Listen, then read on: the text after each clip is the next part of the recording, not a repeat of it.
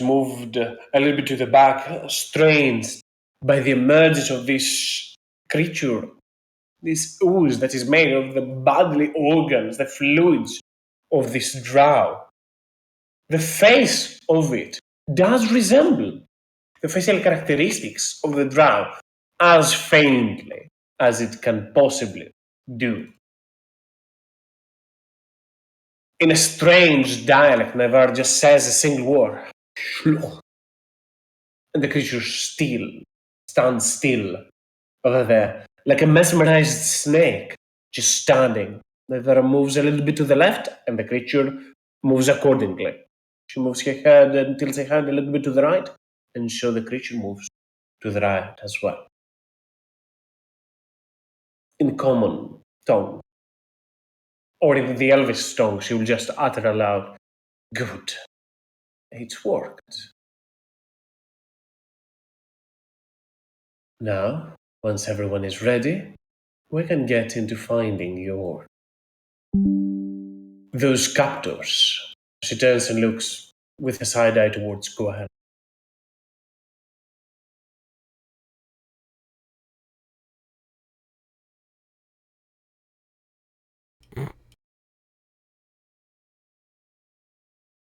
Jethros looks at Goel as well, not understanding Elvish.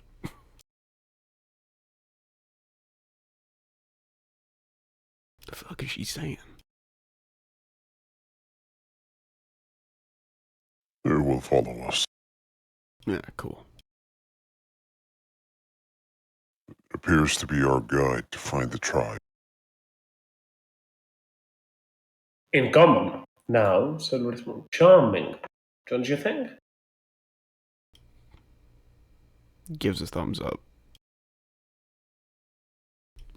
Looks pretty. I mean, where the hell did you learn that? Last time I saw that thing, it was in a weird witch hut,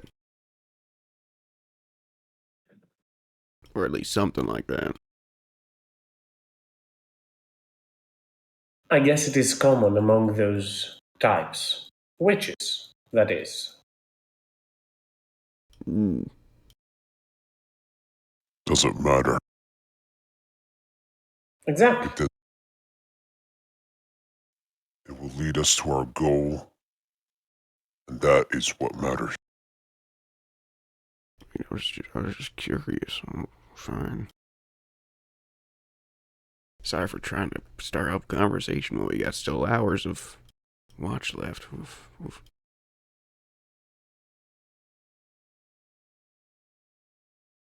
What is the point of conversation? I don't know, fill dead air. Find out where we're going next. This will guide us exactly where we will go next. Through the shortest, most immediate route. Efficiency. She turns and looks towards Goel, but her eyes then lean back towards Jethros. This is what I've gathered, is what this group prefers. Yep. Seems so.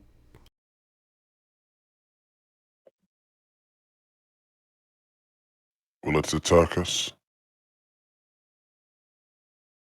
Unless you attack me, I do not think so.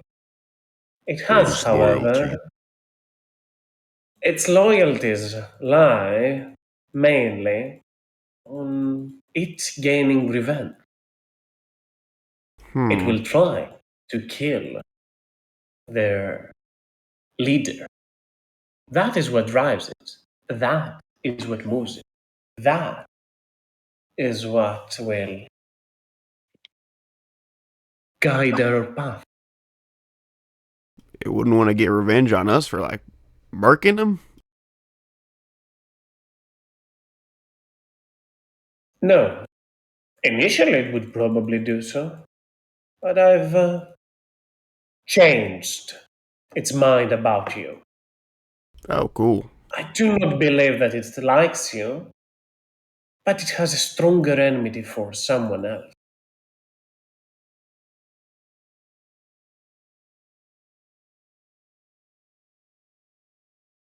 Good on you.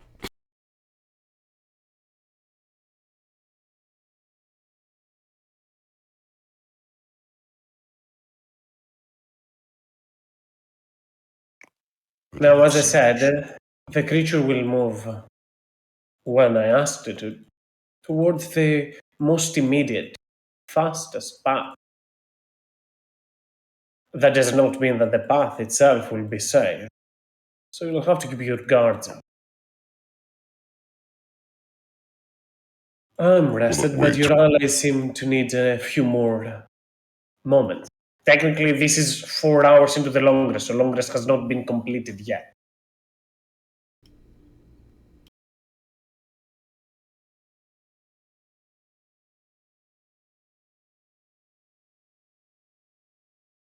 Will it wait for us? It will. Good. We rest and prepare for a perilous journey then. If you have rested, then keep a watch with us. We'll leave as soon as everyone's awake. Sure. I guess we do not need that any longer, and she will just use a little bit of magic and snuff Oh. the light from that. Okay.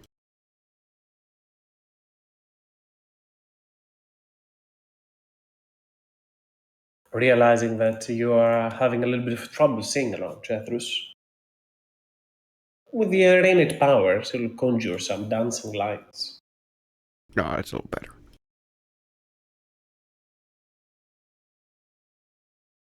Hopefully that helps. Can I do something a little bit weird? Go ahead. I want to see, as I'm sitting down, keeping a watch, I want to see if I can find any critters, any bugs or anything. Surely you might find like a roach or a spiderling. They were drow a moment ago, and where drow are, spiders do follow. I'll try to kill a spider. You step onto a spider. Shouldn't be No, that not hard for you. Oh, not stepping. I don't want it to make it dirty. So I try to catch it, hunt it, and then I don't know, smash it with my hand, okay. pull it up, and walk over to Jethros. Really don't want to be rude or besmirch on who you are. But the wild lizards eat all sorts of bugs, flying bugs mostly. Do you eat things like this? I mean, I've eaten worse. Since I started like actually living in Lasmere, like we've eaten like higher things, but yeah, definitely is like the sort of shit I snack on while y'all are looking around, waiting for me to look at stuff. Can I have some? Sure. I'll throw it at you. See if you can extend the tongue and grab it. It slaps across my face, and I wipe it off. Okay, Oh, all right. apology. Licks it off my That hand. is interesting. I've always wondered about races that are similar to the wild animals living in the wild for so long. I never actually met many people. Mm. Well, I mean, if you had any questions, I'm sure I could try and fill you in a bit.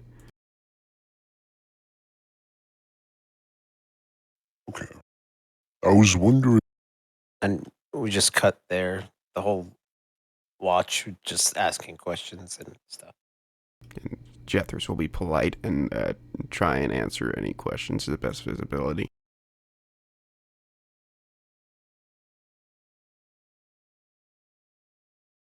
Just trying to help But Goel slowly get his time, mind off things for a while.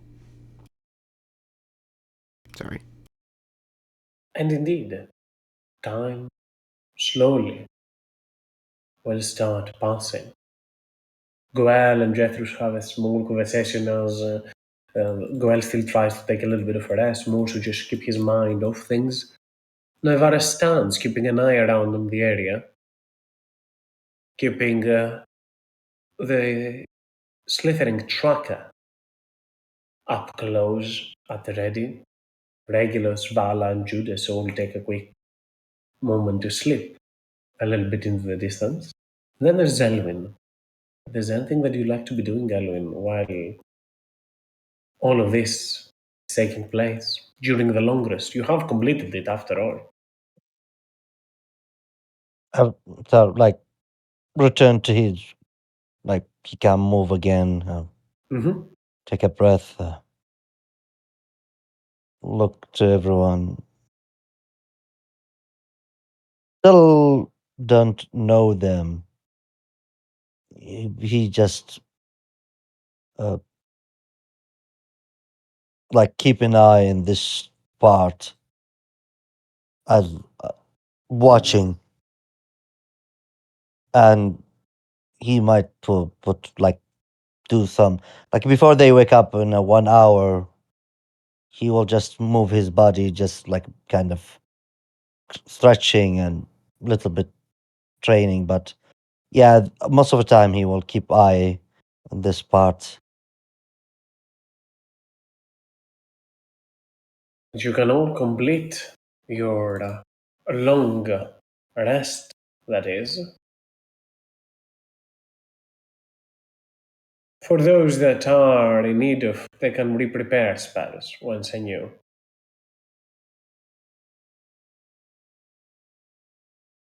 Imagine if I could do that.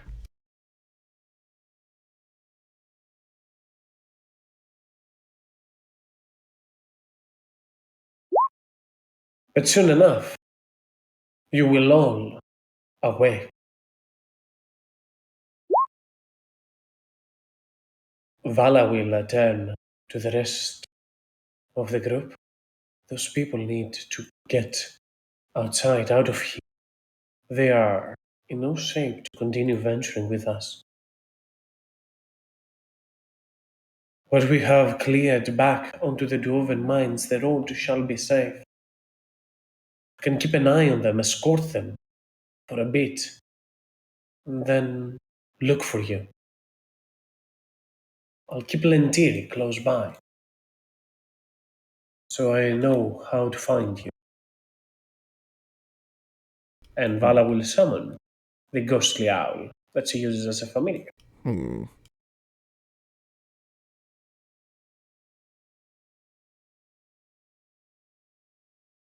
Great. Just don't stray off too far. You know, this is the Underdark. I'm not gonna go all the way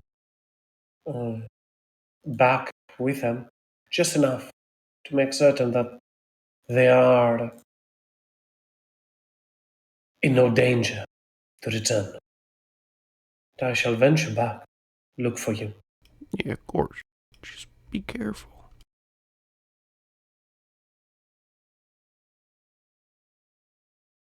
It's very polite that you warned Jeff, but on your path up ahead, I'm sure you'll have bigger things Yeah, to worry of. This is a definitely. vile place, a dangerous one. And we are not at the best company. She looks more so to the slithering tracker rather than the drow.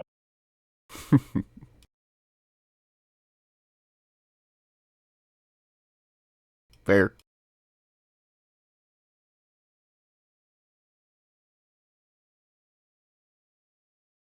Elowen then, will walk. I'll see you later on.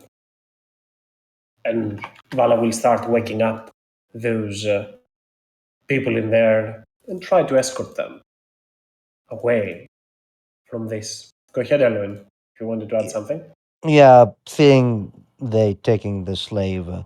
Who is with Vala at the moment? Was talking to Jethras? Jethros, Me. yes. Yeah, That walk was to me. Jethra. Yeah. I will, if you allow me, I wish to assist you. I wish to help you. Uh,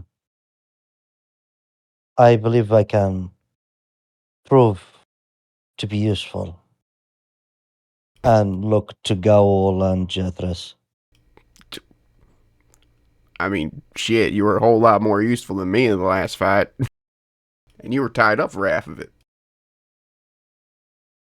I do not understand, but thank you. It was a compliment. Oh, he give a respectful nod to you. I mean, it would be nice to have another one that can take some punches in front line. Wouldn't you say, Gaul? Yes. You are more than welcome to join, little one, but do not feel obliged or forced to be here. You may retreat to safer areas if you wish. We are going after the ones that have imprisoned you and enslaved you. And we will free more slaves. You may join us or leave. I've been 7 years here in the Underdark. Um, I will work with your cause, helping people to free them. That's what I wished when I become a slave.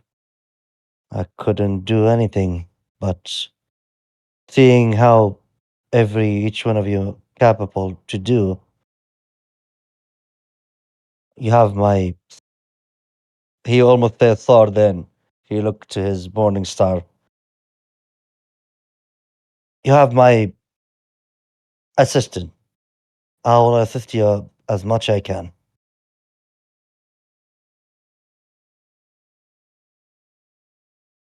Damn, 7 years. Wise choice.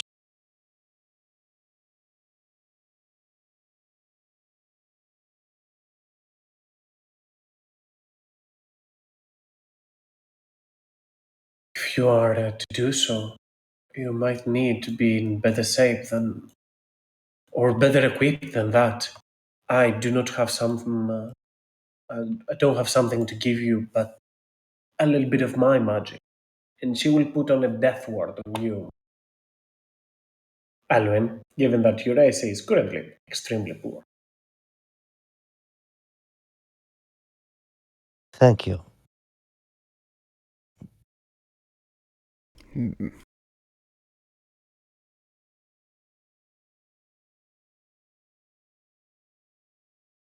I don't know what she did, but She he can made feel you. the magic. Yeah, like he doesn't understand what she did, but he understand that she did something to help him.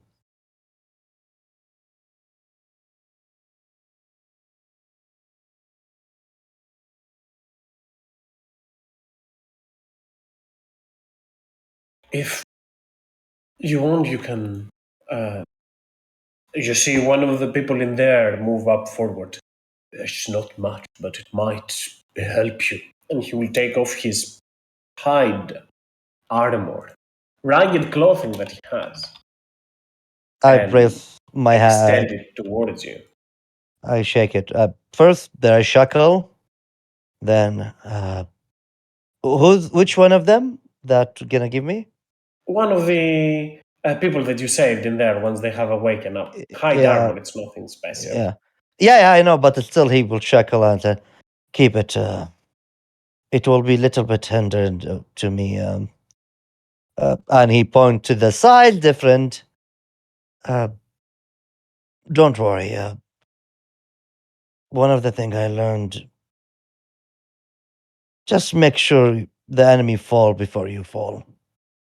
So thank you for offer. I can't take care of myself. Goel will approach Elwyn. I do have a spare weapon. This is for not particularly mine nor anyone else's here, but it's. You can hold on to it for now until its owner comes back. I'll give him the Efreeti's Fury. The one thing I said, do not give him. Wait, what? Seriously? Yes, it's okay. Then I'm not gonna do it. Sorry. Dude, It's okay, that's it's okay, Harmony's it's okay. sword. Yeah, I mean, like Okay, I thought I was just held it onto it, and then someone else could hold onto it. No. I'm mainly joking. Like the weapon was Ye- made without Elwyn in mind. So. Wait, let me point out something. From the last session, Kaden been sending me messages. Don't take the Efreeti sword, please. I said, I don't Okay. know about it, but if it's up to Kaden if you allow this one. Go for it. If it is fitting RP, I do not mind. It's just oh boy. Sorry, can I just ask? Is the pain story related, or is it like don't give him that fucking weapon because it's just gonna kill everything? It's a very big upgrade to give to person just when they join the game and they have 3 attacks. Like it was made with harmony in mind, so then it makes your attacks 10.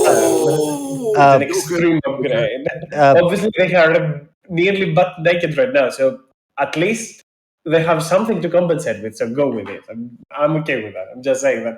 Oh boy, this is We a big don't step have up. armor. We don't have Yeah. spare Go Jethros for will it. If it Jethros makes will just sense, say go for it. in character, oh, what the fuck? That's a loner, okay? When our friend's back, you're giving that back. Gives you a stern point. Who is he learning from?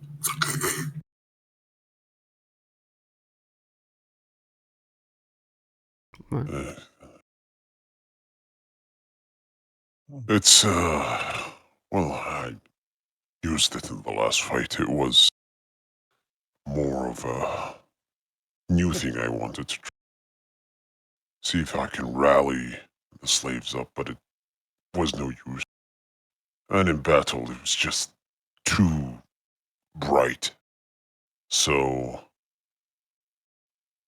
someone else could hold on to it. If you do not want the small one to hold on to it, you can. Well, I'm not gonna put it to good use, but like, I'm just saying, like, when Harmony gets back, it should go to him because he was waiting for so long to get it. I mean, He to be will. honest, I mean, if he comes back, I mean, maybe Harmony will become the new of that one. And it kind of points at Regulus, shows up, disappears, shows up, disappears.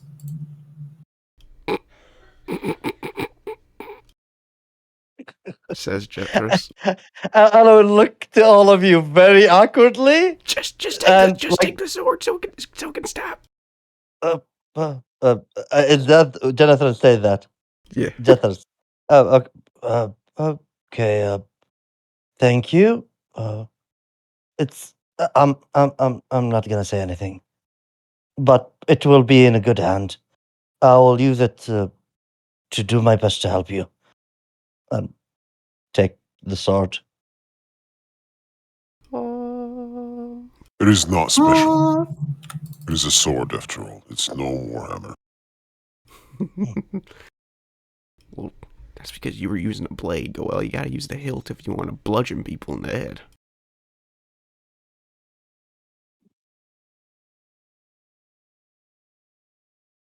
That is not how you use a weapon. Well, Says And the person hitting the blade with a blunt end.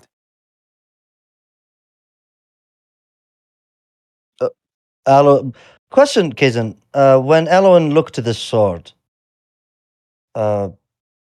I mean, he used a lot of sword, of course, in his past. Does it sense it is different from any weapon holding? It is magical. You can see the intricate design, the weapon itself is impressive. Not many weapons compared.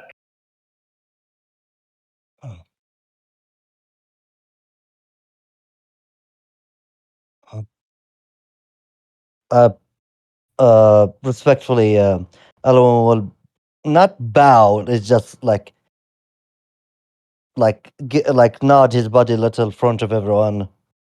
Thank you. I will hold on to it until you want it back. I will make sure to use of it.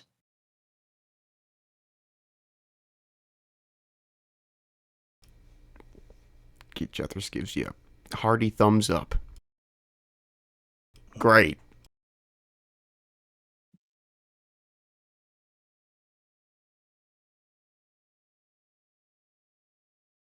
Question, Kaizen.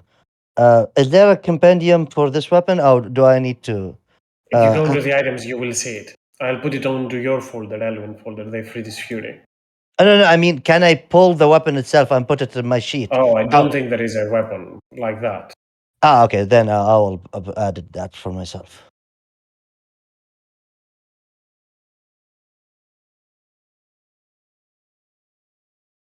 Well then, as Vala leaves Lentiri with the rest of you and starts venturing off, Nevada with the slithering tracker up in front of her starts to follow.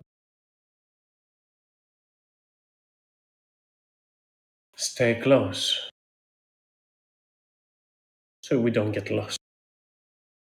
And the creature starts slowly glistening onto the ground, gliding in there as it continues to move further down below. The path itself continues for a while. The more you travel in here, the less remnants or relics or reminders that this part of the Underdark was a dwarven mine. There are scars, ruins, and quite a lot of slaughter as you double down back from the dire Corgi route. Yet the ooze start to go on a decline, going deeper and deeper, when you in the distance can see a little bit of light, a bit of a dim glow from some mushrooms up ahead, some of which seem to glimmer and give off bioluminescence.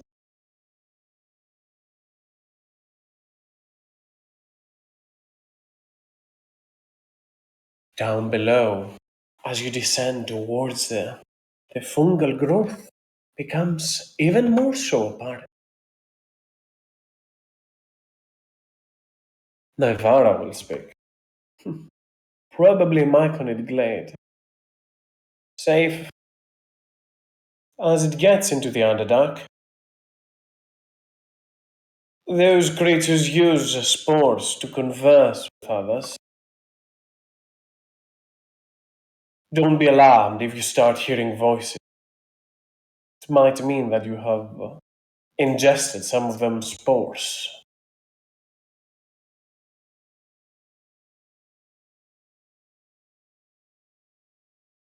Okay. You continue further down in there. Violent fungi. A flicker here and there, where whilst Nivara will be using her eye parser to just disarm them, dismantle them, as you follow the slithering tracker down the path. During the travel, as you are, this is a ongoing route. It will take a while for you to reach a destination or reach any other place in here. During this time, the drow will cling on a little bit back and turn towards Judas for a second now that Vala is missing. I noticed something yesterday, and I wanted to ask you about it, inquire. Given where you go, I might have something for you in return. Yesterday, when your tiefling friend left this Harmony fellow, they gave you a Yes. book that had a strange smell to it, strange scent. Yes, that is the smell of the perfume of my ex-lover that I murdered. It definitely did not smell like perfume to me. Oh, what? Deaf, necrotic, saying she was a vampire after all. Do you mind if I take a look at it?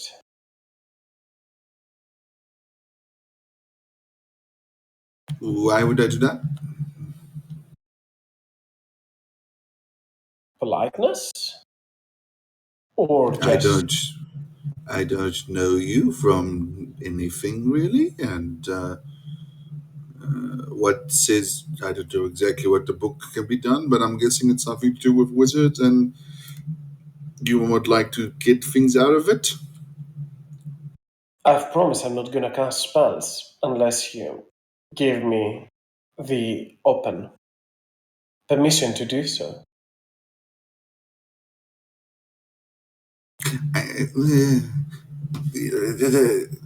Well, if I trust you and you betray me, that would hurt, wouldn't it?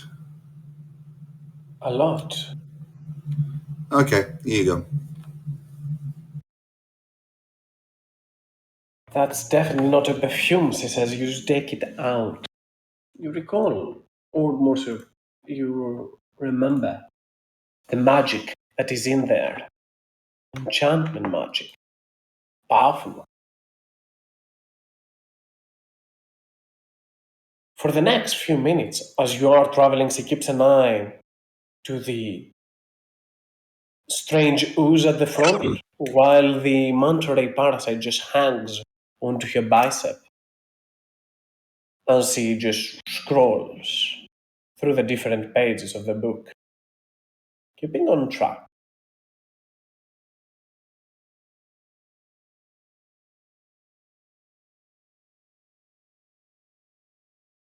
Few minutes later, she'll close the book, return toward to Judas and speak. This is a potent item with magic that I do not believe is in your repertoire. I might be, if you are inclined, I might be able to trade you something for it. This is quite useful for people like me.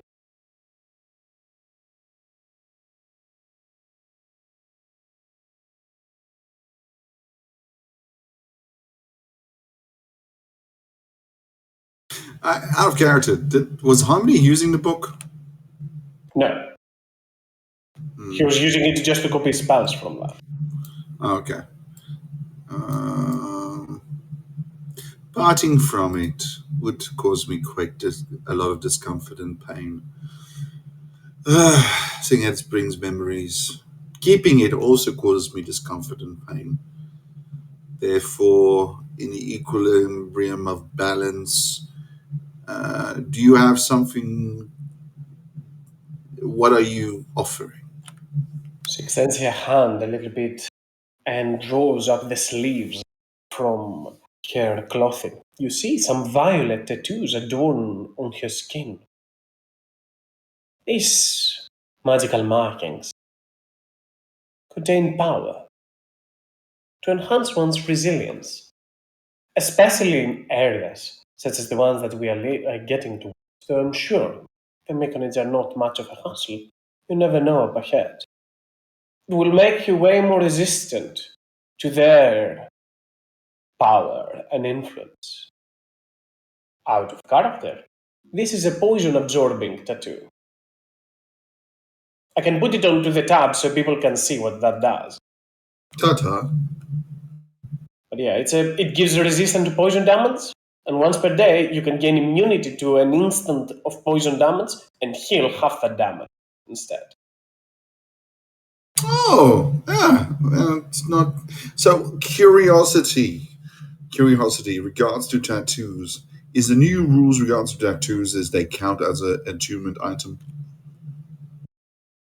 The armor tattoo does not count if you have the equal Oh, amount of armor proficiency. For the large, you need heavy armor proficiency. For the medium, you need medium armor, so on and so forth. These ones obviously do require attunement, though. oh, so, okay.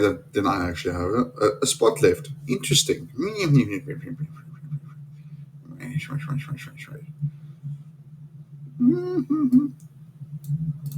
Well, that is a problem and also good. Poison does make me feel bad, but not in the good kind of bad. Mainly just nauseous. I want to feel the pain, not feel nauseous and not feel the pain. Yeah, yes, I agree. Well then, grab my hand, and I'll transfer the magic to you. I hope this hurts. It does. The drow and Judas start to hold hands. A warm sensation tingles at the very tip of your fingernails, Judas, as you feel magical energy flowing through the both of you. Do you feel that? She asks, as you see slowly the markings of your body start to swim towards you. Ooh, that's new.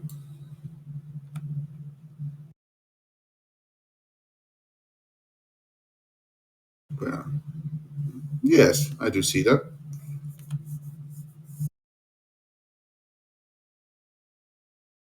It's unique how magic works sometimes.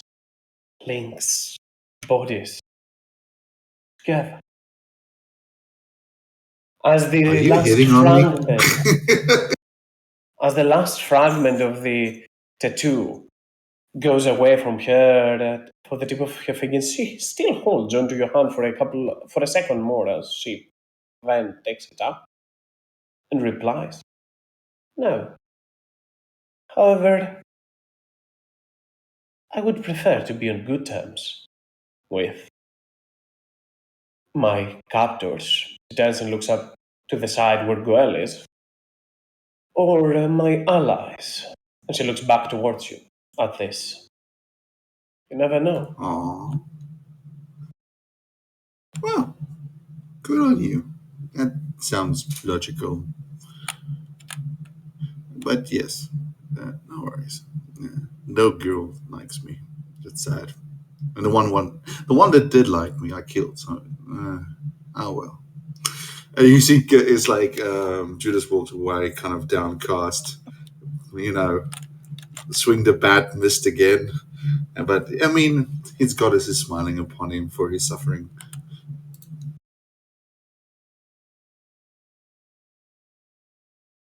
Make me an insight check, Judas.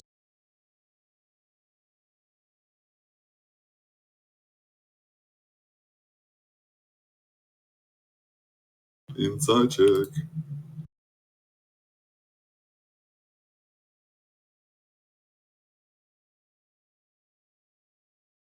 That's a good roll. Definitely.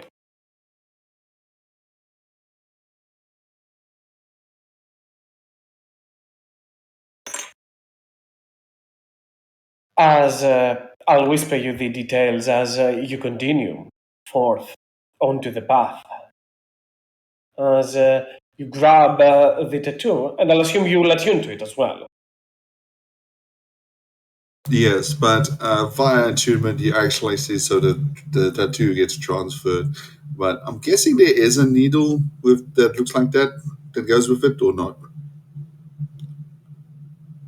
Mechanically, if you find any empty needle, you can put it in there. I thought this looked a little bit cooler in scene. No. No, I like the needle. I was just pointing out that the tattoo just like basically go across onto my skin, or do I actually need to needle point myself?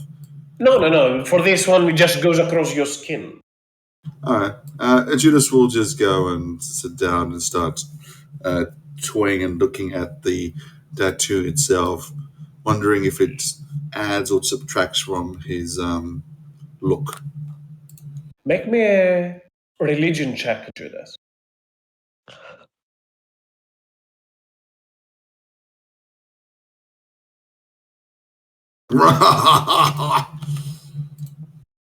The markings are strange and erratic. From time to time, as a slime, they kind of just make those weird shapes like waves around your body, yet erratic as they are.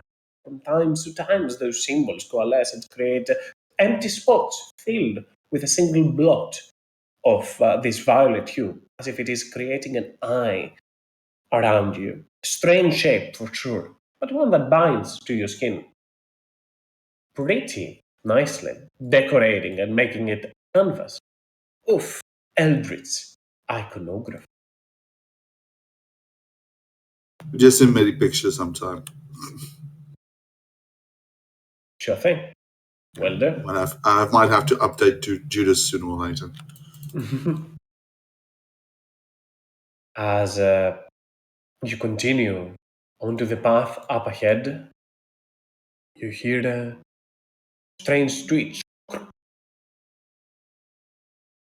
around the area where the fungi have grown. Zircons around you as well, massive mushrooms and fungi of the underdark. While you are perceptive, keep an eye to this up ahead. As well, this path continues for a bit. There is nothing around you.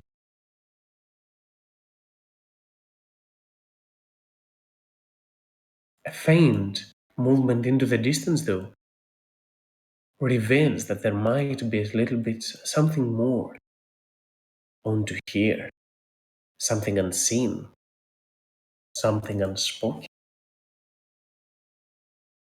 Keep yourself ready and armed, prepared to lash if needed be. Though you do not know if there is any enemy around. And suddenly, as you are moving up forth, a quick swirl into the roots around as they branch out towards you. And as you are moving in there, I would like initiative. For everyone in here, I guess, this is a surprise round. Because our passive is shit. Because they are indistinguishable. Plus our passive is horrible. Plus our passive is crap. Yeah. Not everyone's passive is horrible. Most of them are pretty decent. Well, not most, but some of them are pretty decent. But in this occasion, sadly, this will not be enough. We have a fellow with a passive perception of 21. I don't know what you're talking about. Or stuff being shipped. I would have casted Twinned. At the start of the day, I'll assume. Yeah. Gift of Alacrity on Jethris and I. Keep in mind, it lasts 8 hours, correct? Yeah. Okay, so we are already 3 hours in. Just keep in mind. How do I long rest on a pet? Do I just fill up his health? You just fill its hit points, yes. And I'll refill the S collar. Why is it called SS collar? That's Ooh. Eesh. that's gotta be changed. Snow song collar. Okay. I definitely did not name it as such. I'm not taking any blame for that. All right, I changed that. Just to keep an eye on, is there anyone that does not have the ability to be surprised, like an alert feat or something? I know that some I was barbarians have the gonna. ability that you go into the range, but Let me check for me. Feats. Nope, I don't have alert. okay. Then, as said, everyone is surprised. I see Regulus, I see Judas, I see Jethros, I see Eloin, and I do not see Goel only on the initiative. Roll 20 is frozen. Give you a second. That's what you get for that name. And it rolls twice. I think the first one was for Snow Song, and it just rolled it for me. Well, Snow Song goes What right a after waste you. of a 20. Oh yeah, he does. Oops. Your 6th level is in Barbarian, Goel, correct? Yes. Not 7. Yeah, okay, so you don't have that feature yet. So, Goel, you are no longer surprised, but you do not get to act. Same for Regulus, same for Lentiri, same for Judas, same for Jethros, same for the slithering tracker. As right after that, and that is where things come into play, from the trees up ahead and in front of you, you will see from that circle the creature just branches out, made of vines and bark and fungal growth everywhere around it. And as the creature appears, it moves through Goel, Snowsong, and closer towards Judas, as if it is able to shift through them using its Wraith Shift ability, incorporeally as if it is some sort of an unholy ghost, a spirit, or a wraith. It just strides up forward without provoking opportunities. That's all the way to the center. And everyone that is within its space is then pushed right outside of it to a space of its choosing. And as it gets over to here, it will unleash a storm of live absorbing energy from everyone around it. And I need everyone in here to make me a constitution saving throw. I will try and step in front of Letiri, but it's not going to do anything.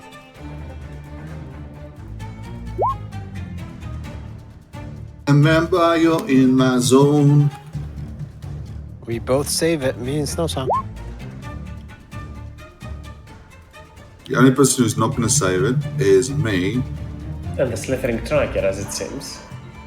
Oh no, I do. Yay. What do I gotta roll? It's a con save. Well, technically speaking, the slithering tracker is within my range, so. Yeah, but they get a +2, right? And the DC is 16. Ah, yeah, that's true. That's true. Sorry, slithering tracker. Oh, I think Jeffers as well fails this. does this mean I have normal with bludgeoning damage? Right now, yes. Okay.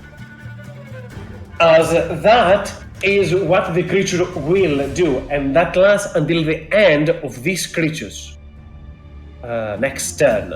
As right after that, I have to roll for a recharge, which does recharge indeed, and as the last of you are no longer surprised and able to take reactions once again, from behind, one more of those strange creatures will also appear and rush into the fray up next to the other one. Next towards you, Jeff is pushing Lentiri and you out of the way. I guess it can even push you further behind, but up to here makes a little bit more sense as the creature just moves through you and will do the exact same thing. And once again, everyone is within range. And once again, unsaves everyone. Damn. You're conning us up, eh? Oh. No. Me use what? Yeah. No, I still fail. Ah, fine. You could use my recap and shoot us. Thank you. like this is like Monday inspiration now. Don't say that. Why'd you say it? Is that? No, I mean, is how it is. That was all a you. 1, a 2, and a 6. A 1, 2, and a 6. Anyway. Fourth time is a charm. Use my inspiration. No, it's all right. It's not that bad. I'm gonna. It's pretty bad. I will. It is very bad. That my speed is halved and I get vulnerability to bludgeoning damage. Yes. Yes, but I mean that is a Judas move to take the pain. So Yeah, just do it. I will. Whatever. I'm gonna role play it. I already used 2 man. We might need it for somebody else, and hopefully, cousin will give me some inspiration from role playing pain and suffering.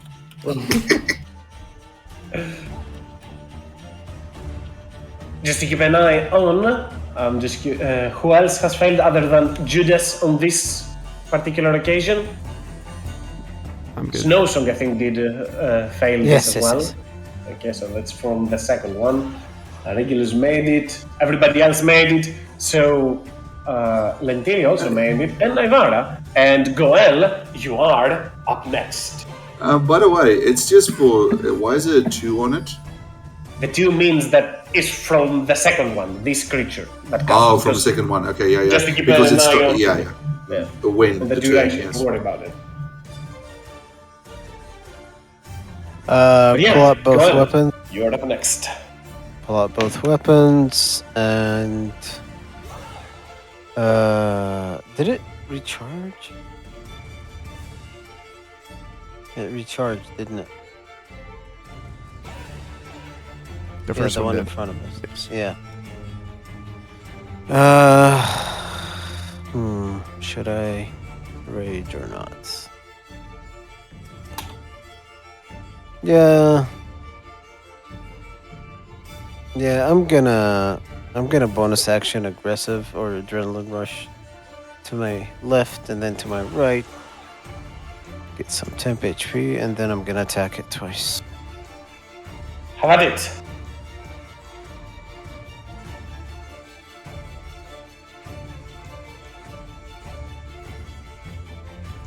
Elevator music.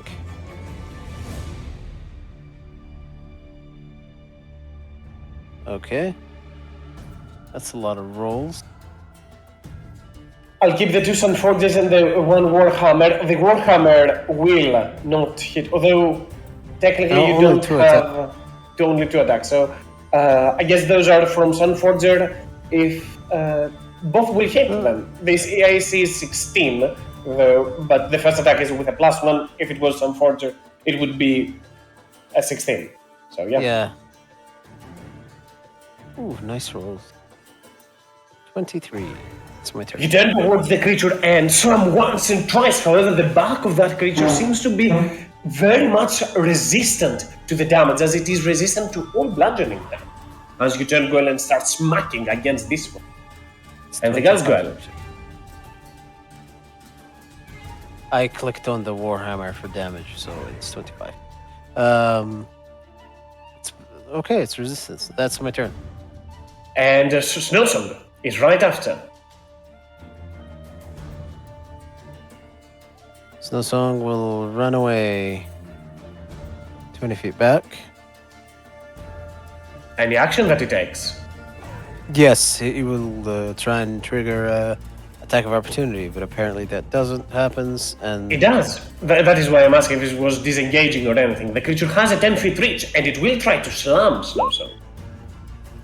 it does No, not. the attack does not hit, as it just lands into the ground as Snowsong moves a little bit further behind. Snowsong uses an old wolf technique with the packs of disengaging, engaging, to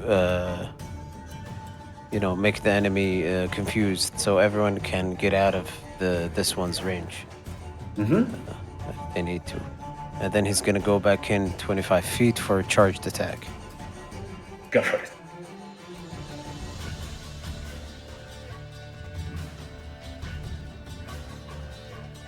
For 9 slashing and 5 more slashing, so 14, and it saves. That's his turn. for 14 points of slashing damage. However, the creature might be resistant to bludgeoning, but it's not to slashing damage as Snowstorm just starts thrashing at it. And Regulus, you are up next. Okay, well, I'm going to... Do these mushrooms up here look stable? As far as you can tell, yeah. I'm gonna find out. I will step here, and I will use a single sorcery point to twin a shocking grasp at each one of these two. Go for it. So this will be to the one on the left.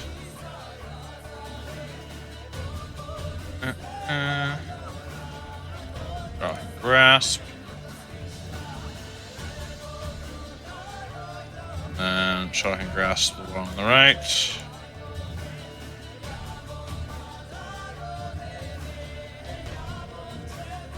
Both of those will hit as Regulus spreads his arms around, grabs both of those creatures and jolts them with electricity.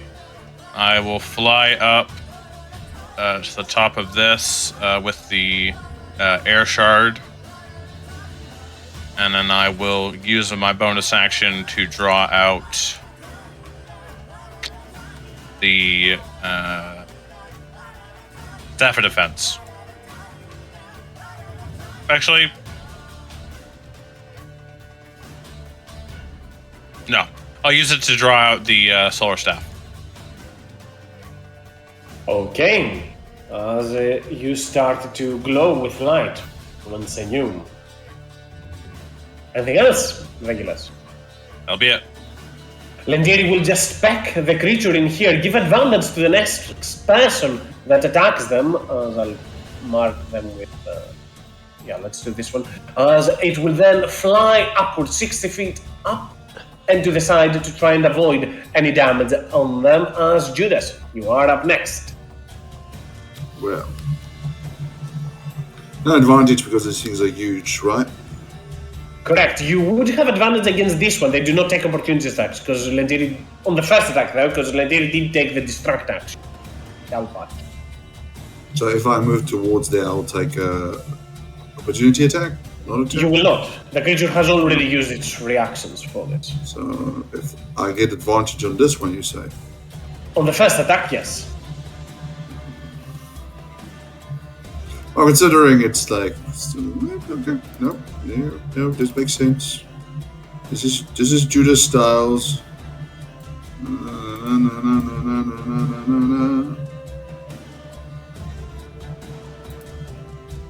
Come on, can my thing change to 10 feet? Why did I? Yeah, oh, it is 10 feet. What am I talking about? I'll move over here. Sometimes damn you, Navarra. Damn drow woman. Anyway, I'll take this one. Go for it.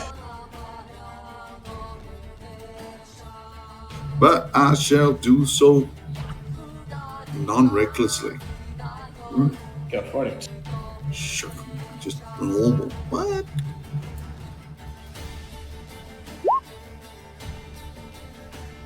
Misses. That's a miss, I'm guessing. Correct. The AC, as we said, is 16. Come on. Somebody, good luck. Give me good luck. Where is it? Baby's in the room. Damn it. Hey, that one hits at least. Barely enough, but it still is enough as you turn with your weapon and slash at the back of that creature. Your blade just courses through, dealing radiant damage as well. Anything else, Judas? Does it look like radiant damage did anything at all to it? Nothing extra. Normal damage. I need to think about something. Anyway, that being said, I didn't do that, so that's my bad. I'll do that, so that will beat me for now. Jeffers, you are up next.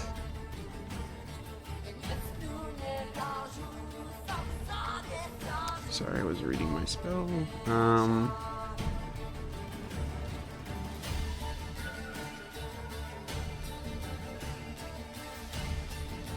I guess I will. How large is it? It's a 10-foot sphere. I think they're 10 to the part. Yeah. I will just. These things look like they're made of wood, right? Yes. Alright, so it makes sense that, axes would be super effective against them. I will get to the other side of the creature as Lentiri and try and draw some attention away from her or him, whatever it is. And I will cast Forge Flame, and pulling the axe off my back, it reignites with that same flame from the furnace before, that powerful violet flame. And I will swing down at this creature and try and hit. Woo! Well, that's a strike. Alright, so here's some damage. For a lot, whatever that is. Okay, I'll have to Yeah. check what the hell is this. 5 of that is bludgeoning damage, but What is the bludgeoning damage? The +5, right? yes, Okay. The 6 and 4, the 4 and 10 are all fire, correct? yes, sir. Well, I think some of that is thunder from the axe itself. Oh, yeah. The 6 and creature 4 has is thunder. vulnerability to fire damage, so I'm trying to figure out what exactly is the damage. The 6 and 4 is thunder. The 4 and 10 are fire, I think. Yes. Okay. For a grand total of 59 points on a single string, Jeffers, as you grab your axe, you promised Goel that this axe will bring distraction, and so far, it damn right delivers. You grab your axe around, bursts with this forge flame, this purple violet hue, then slam at the creature as it bursts with fire, extremely flammable as those fungi are. Anything else, Jeffers? That's my turn. Bonus action. Oh, I guess I can. I don't have any temp right now. I'll take a bite out of it, just for the hell of it. See if that works. Hungry Jaws. 18. Wow. Just 6 slashing.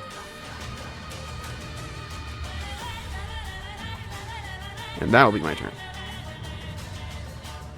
As right after that, the slithering tracker in here, based on the last command, Benevara continues to just move up forward, but before she is able to say something or stop that from happening, from the distance and from up ahead, hidden as it is, an animated mushroom that seemingly uproots itself into the distance, shrinks backwards with its head, and like a catapult grabs a rope and then just hurls it forward. The attack is towards Goel, the first target that it can spot. The attack is at disadvantage due to long range, advantage due to it being hidden. So a rock towards Goel. The 16 hit you, Goel. No.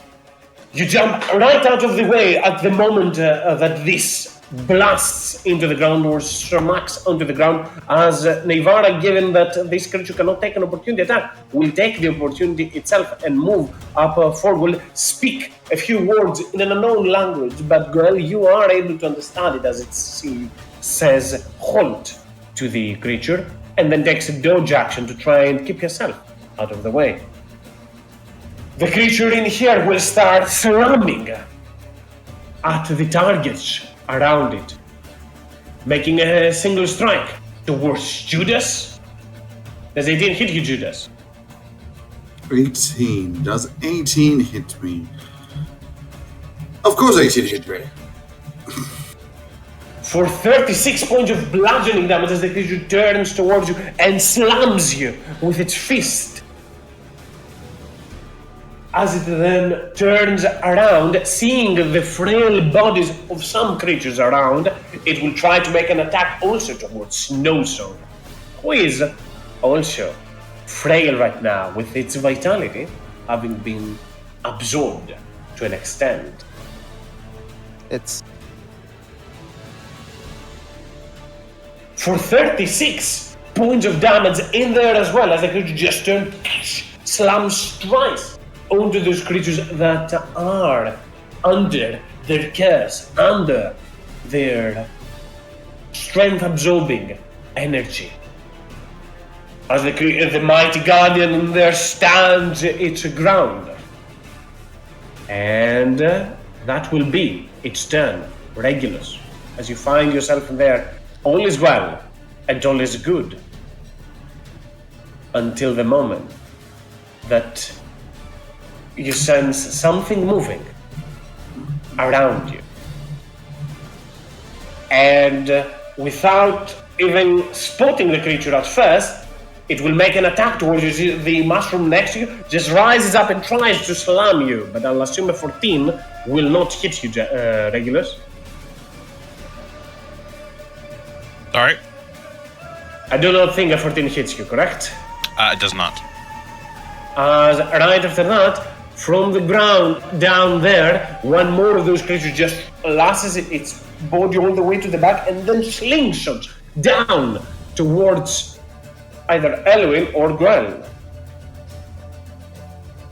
The ones that are no longer vulnerable is the slithering tracker, and who else had the singular icon? Was it you, Jethros? Me. I was just curious. Okay. As one is Grell, two is Elwyn. And I need to put a slash at the start. So towards Grell, a rock attack. Does 17 hit you, Grell? that is my AC. This time smashing towards you for 25 points of bludgeoning damage. And they are not done, as this one from up here, spotting Elwyn and Jethros, not Elwyn, Judas and Jethros. One is Judas, two is Jethros. Towards Jethros, it will hurl a rock at them. Yeah. The 16 hits you. Definitely. I mean, I don't know how mad you are. Why did you move? Million. What? Sorry, just hold on. As a massive rock just slings towards you, Jethros, you grab out your axe and it breaks onto your body. Resistant as you are you still vulnerable or did that expire? It expired, I think, because it was the first Okay. guy that got me. Okay, then you only take 11 points of damage. And Elwyn, you are up next. No song plays on right after Gwen, so Elwyn, Oh, God. you are up next. There are a lot of them. Alwyn take out his new sword and the Morning Star as he will command the word of the sword. Make it engulf in fire. It's a bonus action. First, you want to deal with the one in front of him. Take a step here and go in a flurry flow. So it will do. I'll do that. 4 attacks. 3 attacks, right? 4. Come on. Where does the Well- 4th attack come from? Bonus action. You're using your bonus action to ignite it, no? Oh, you're right. Sorry. Give me It's okay. my brain. Why it is not rolling?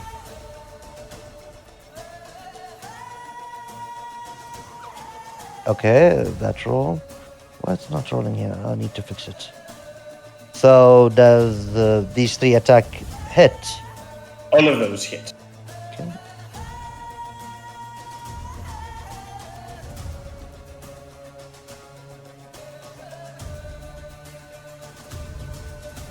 As Elwyn, you turn and start.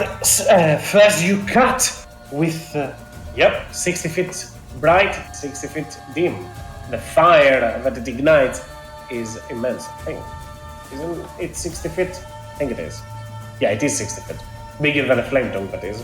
As you strike with your blade and it catches onto fire, and as you do so, the creature clearly seems to be vulnerable to that. You turn with your other hand and smash with your Morning Star, which doesn't seem to be as effective as it is resistant to piercing damage.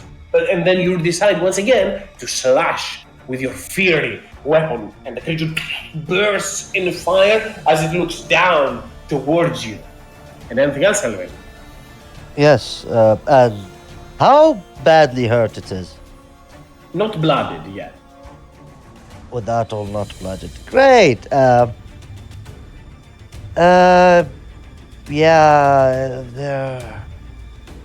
There are a lot of them here. That will be my turn.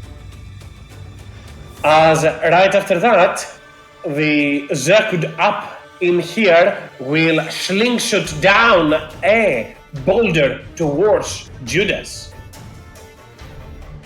And as it does so, no? Ah. It does not hit you, however, as right after that, the creature next towards you, Jethro's appalled from what you did to it, will attempt to slam its fist towards you. Jethros chuckles until this happens.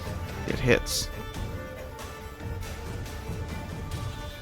For 14 points of bludgeoning damage, as the creature moves towards you. Just to point out, the 2 attacks you took, Jeffers, and the amount of damage you took is still less than the 1 attack I took. But yes, I also have resistance, so I'm fine. Damn. As the creature just slams its hand towards you, but then as it looks towards Judas, who is still with a frail body, it will maneuver a little bit around over to here, and you can see those creatures have abnormal sentience. They are quite intelligent, and will flanking Judas will make an attack at advantage. No, he doesn't hit. But the creature does not hit as it slams its hand on towards there, pushing Jethros out of the way. Oh shit, what the hell? Pride. And that will be its turn. And before Goel gets a turn to act, one more rock will be thrown towards Jethros from behind. As the Zerkud in here will hurl one last rock. Are they all up there? That misses. It slams to the ground and water rises up as Goel, you are up next. And indeed, those creatures are up, like sentries, hurling out rocks down below. That is what they're doing. All right. Some forger.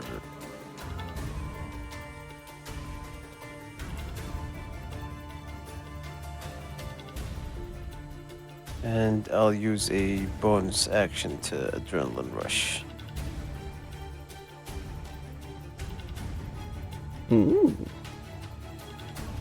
Gonna use a Charge of the Crown on the second attack. Into a D12.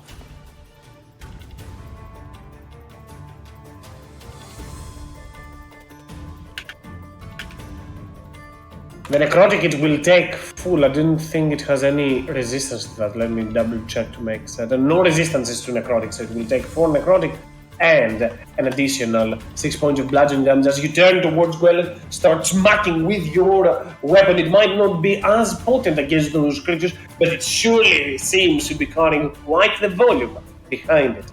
Let's go. Oh, it's my turn. Snowsong. Plays right after. Is Snowsong still vulnerable? Not any longer. The creature did have a turn. I'll roll a d6 to see if it recharges the ability. It will recharge the ability. It's gonna do the same thing again.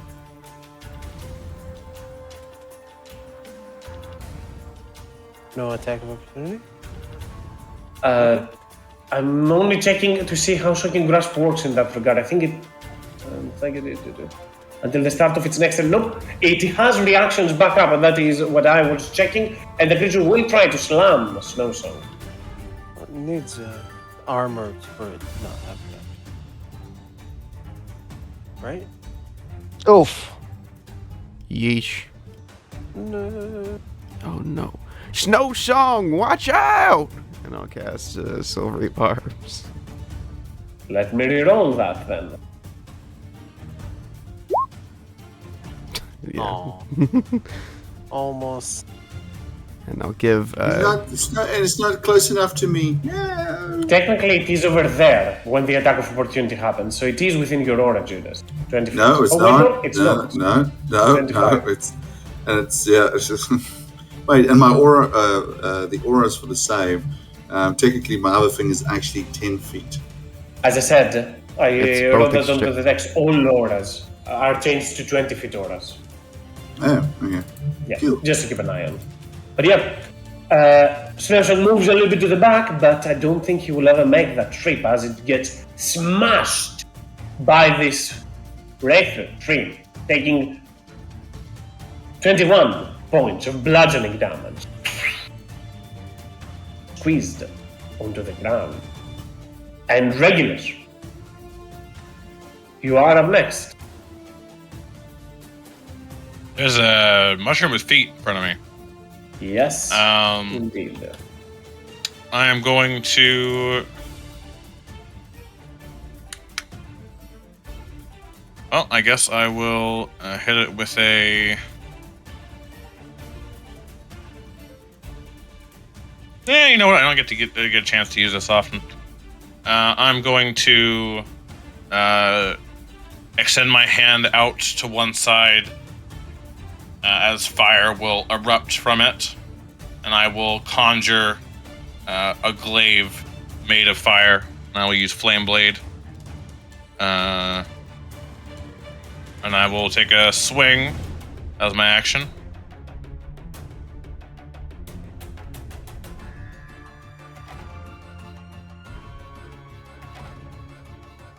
$19 hits for 24 points of fire damage as you turn to the creature, and the creature is vulnerable to fire. I use my bonus action and my action, so that'll be it for now. As Judas, you are up next. Yeah, I don't have that thing on me anymore. I'm not vulnerable no more. Considering the fact that I feel like I'm being, shall we say, double teamed. It's like, don't spit roast me, man. Let me go here. So, considering the two enemies here, I'm gonna do what I didn't do last time, which should be interesting. Although I always overestimate this thing's ability, considering it, and these things do seem like they have decent constitution saving throws. Well, if you don't risk it, I will just attack the one in front of me. But this time, I shall, considering the fight seems to be going on for a bit of while, I will go into a cold rage as a bonus action. And I will attack the one in front of me recklessly.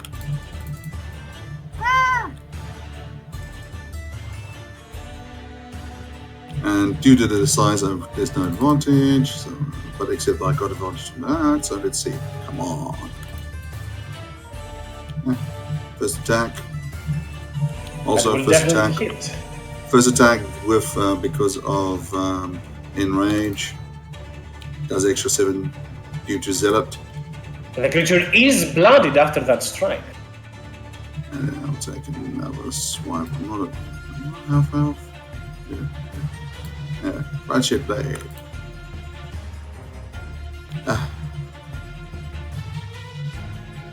And that's enough. There you go. Number 23. And anything else, Judas? No, that's me. Bonus action, 2 actions done. As Judas throws himself into a rage, starting to glow with a strange, pure white hue, and as you see the stigmata, the scars into his body start to bleed even more so, but slowly disperse into divine light. And Jeffress, you are up next. I'm gonna continue my valiant 1v1 with this creature. I will try and aim for its belly this time with advantage thanks to silvery barbs. So let's try this. Another.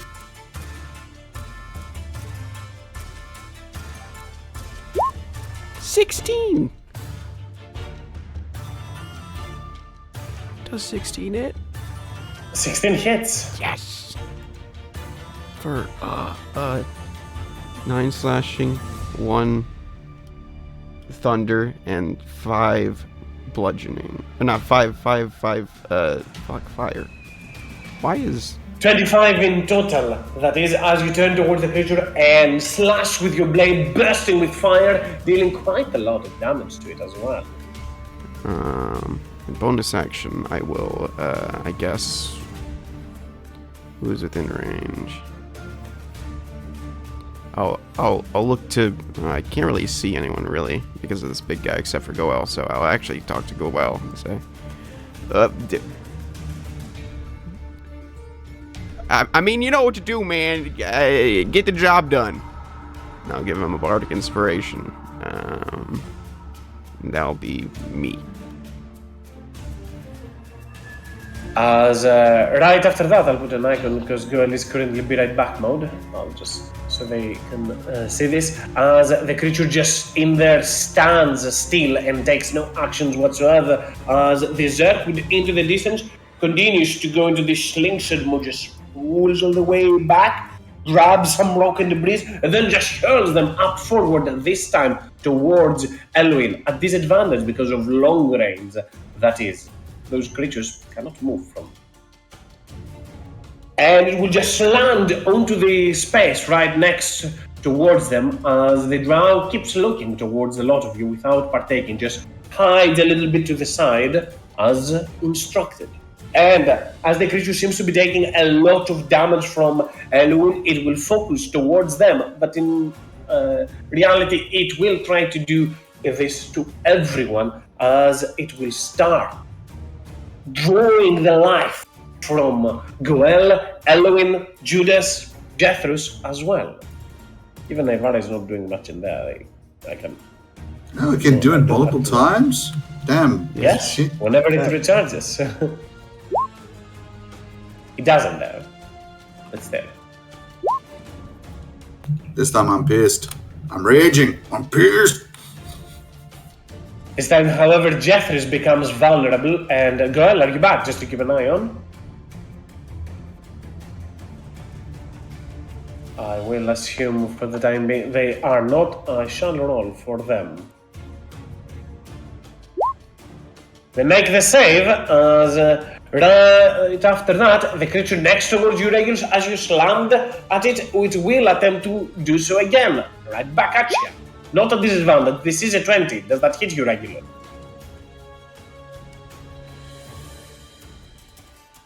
You might be muted if you're responding to this, Regulus. Sorry, what is it? Oh, 20. 20. Yeah, it hits.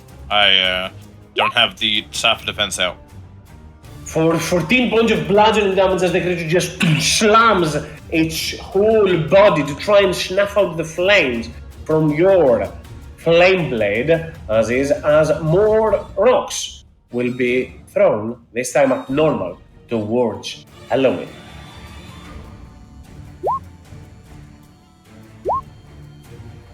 Seventeen for 23 points of bludgeoning damage. Unarmed as Halloween is, they just put their body to try and absorb as much as they can, but the barrage does not stop there. One more, this time again towards the same one as the flame-wielding rapier is making all of those creatures fuel their wrath and enmity against them. But this one will also land into the ground and not hit as Elwyn. You are up next. As he hit in the back of his head, look back to that creature, knowing that, it's time to try to deal with them fast. He will put down, sheath the Morning Star and hold the what they call it, the Efreeti sword with two hands. Take a breath and activate Fighting Spirit. And I will take 3 attack with advantage. First, again, 10 hit free. 10. 10. And attack 3 times with advantage.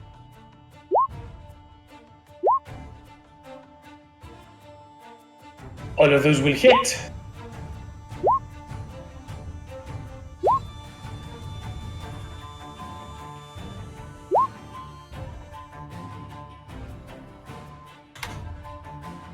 As your blade starts to go to continuous emit fire, you grab it with both hands and turn on a quick 3-blade flurries and nearly destroy it.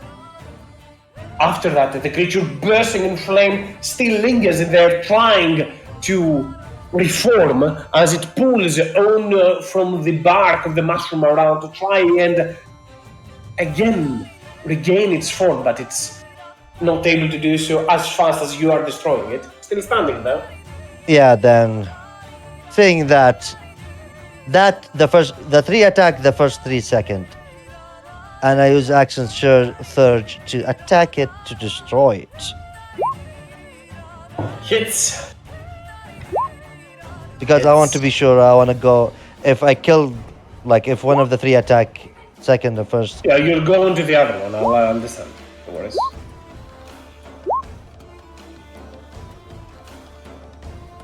I think the second attack will definitely bring this one down. Yep, the second attack is the one that will destroy this tree.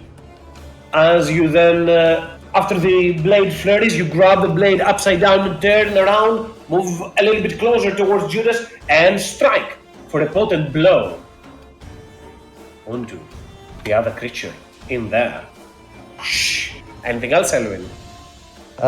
No, that is my turn. The tree up above will once again just slingshot back, arc down, and hurl another shot. But this one, given that it does not have a great view of you, it will try to opt for Jethros. I'll assume that hits you, Jethros. Yeah, almost.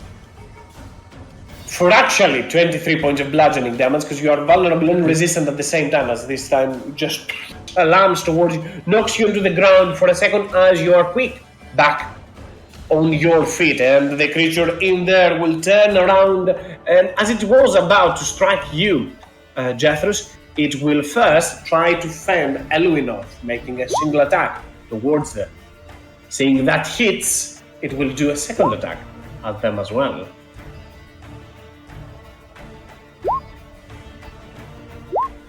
For 30 points of damage in total, as the creature just turns once and twice, striking against you. As it will try to induce chaos, destabilize a little bit, and with its movement, it does not provoke opportunity attacks, so it will instead move over to here, and as it does so, everything that it grabs, it is pulled with it, and then will just hurl one of them here, one of them there, and that will be its turn, as the creature from behind will angle and slingshot back its body and then hurl straight either towards Elwin or to the weakened target. They do have the intelligence to pick, so either Elwin or Jeff. One is Elwin, two is Jeff. But the rock will not hit. And Glenn, you are up next. Right, back on time. You have a bardic inspiration. That is the icon that you have on your side. Did I get hit? Did someone No. heal Snow Song? Not so far. Wow. I see how it is. We have no healer. Bell, not with that. I cast Judgment on the party. I'm a fighter, cannot heal.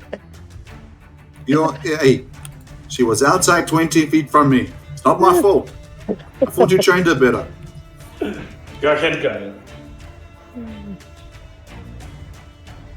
Okay. This one is dead. I'll go to the other one and try and attack it. I don't have my temp HP anymore? I didn't deduct anything from your character saves. Oh, I forgot to add it, man. Well, you probably got hit, right? There's a good chance you got a strike here and there. Nonetheless, go for it.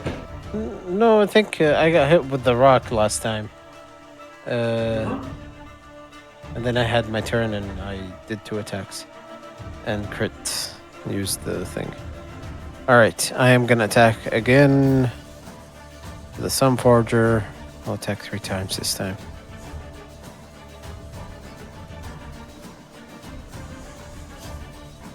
Go for it. Just waiting for it to show up.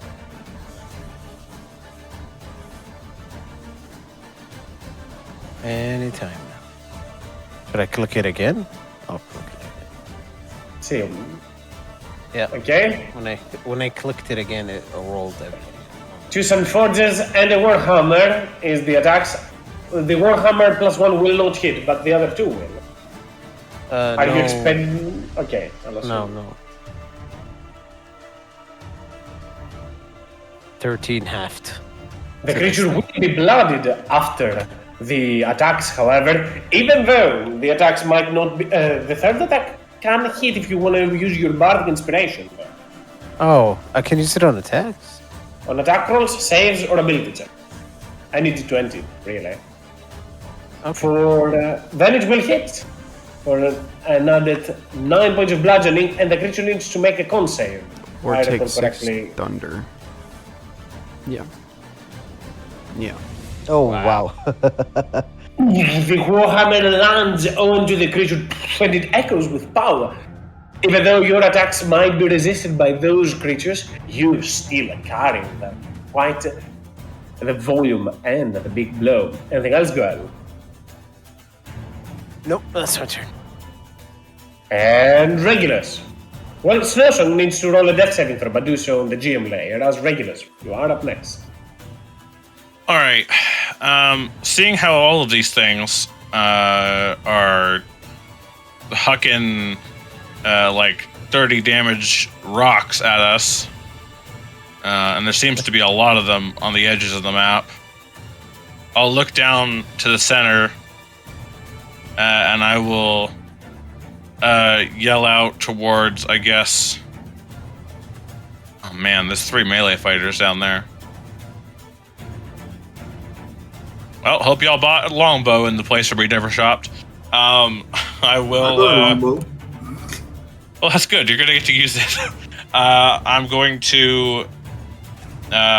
with the flame glaive in my hand, I will take it, throw it up into the air, which I know I'm not letting go of it technically, and the flames will shoot into my hand, and I will throw it like a spear. I'm going to use a single sorcery point to transmute a chain lightning into fire damage, and I'm going to do it from this creature, and it's going to arc 30 feet to this one, to this one, and to this one.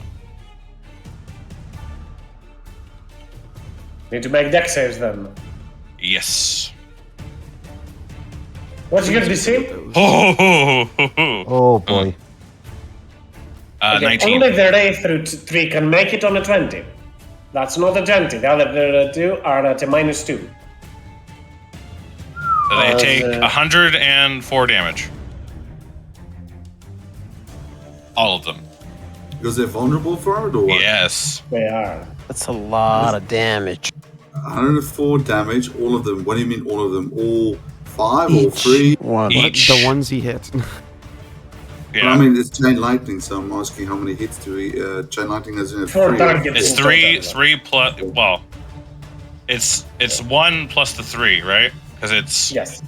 yeah, So 4. yeah. Oh, so 4. And that perfect line. Oh my word! When do you rarely get when you? This is one of those rare occasions when you get that perfect chain lightning combo. Well done. Ooh, they're on fire. They're on fire. They are 104, decimated. And this one here below where we are, didn't he get decimated as well? This one survives, but barely so. Barely. It's like, As what happened? just hurls a wave of magma that bursts from that creature onto the others and then instantly combusts the other Zerkwoods. I mean, I know I just long rested and I should have saved this for a later encounter, No. but when am I going to be able to get to deal No. 4 targets vulnerable? 100 Dude, when can you say that you're going to be able to Do that. No, in one turn, inflict 460 points of damage. I think that just reached my new damage record. That is your new damage record. That's 460 God. damage. I think Nautilus got like a couple 200 in a single turn because he AoE'd a bunch of things, but yeah. Well, I'm proud of myself. And because I transmuted the spell, I will also fly 60 feet down to... I don't want to get retribution for that act, but I will go behind the song over here so I can try and heal him on my next turn. That's it. And Judas, as the whole place combusts, you see Naivara the Drow just widens her eyes in the back, as this definitely is very, very, very dangerous in here, and Lentiri keeps her distance, even moving further off at this point. What do you do?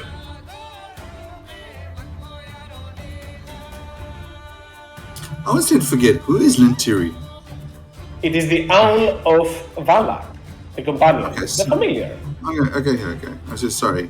Because I'm looking at it and it looks like from looking from where I'm looking, because she's turned slightly sideways, it looks like a blue worm. Okay, now I see can it. see that.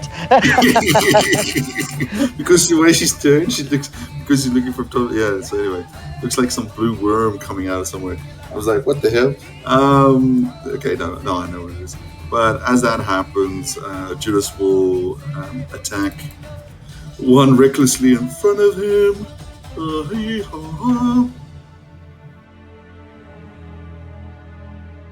Does it kill him? Not enough to kill it, but enough to do a lot of Oh, damage. sorry. to it. There is still Sorry. the rage damage, yeah. So there's the extra. So because Well of this, then, after the explosion, the creature is corroded, can engulfed I- in flames, and go can I ahead, do- Judas. as Judas stands, as he briefly hits, his rage still flowing. Next moment, he sees electricity from behind, a cackling as it suddenly, the one by one, these rays start exploding into fire as lightning goes between them. As it hits the creature in front of him, Judas stabs it through into the stomach, or what it would be considered the stomach. The electricity passes through him, enjoying the pain as he smiles. As he brings the sword out, the creature, inflaming, burning, crashes down in front of him. He turns to Regulus and goes, "Well, when you're here, you are quite useful." And that's me. And Jeffers, you are up next. A path now has been paved. With the mighty guardians down, you can choose to start rushing up ahead, or clear out the sentries so you don't have any rocks being hurled towards you. Am I still sapped? It lasts until the end of this creature's turn, Okay. which it is a little bit later on. No, wait, it shouldn't be any longer. No, Okay. no. Then I'll move 30 feet. We were traveling this way, correct? Following the slithery fellow. Moving towards there. Yes. I will go this way. I will get right here. And, yeah, I don't know.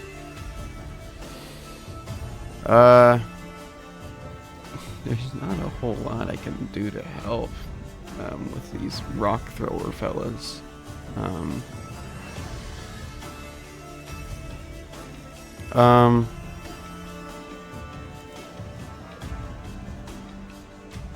Okay, wait. I can do, Yeah, this is what I'll do. Okay. So, Jethris will take out the lyre of building and will summon rocks up from off the wall, and he will cast Fabricate. Blink it, so it's actually helpful to you. Where is it? Fabricate. And I'm going to use the secondary option of 8 connected 5-foot cube worth of stuff, and I will make a sort of canopy along this wall, going like this, to protect us from some rocks getting thrown at us for at least a little bit. If that makes sense. Yeah, I see how you mean. Like a wall of stone or more so a tunnel made of stone. Yeah, basically.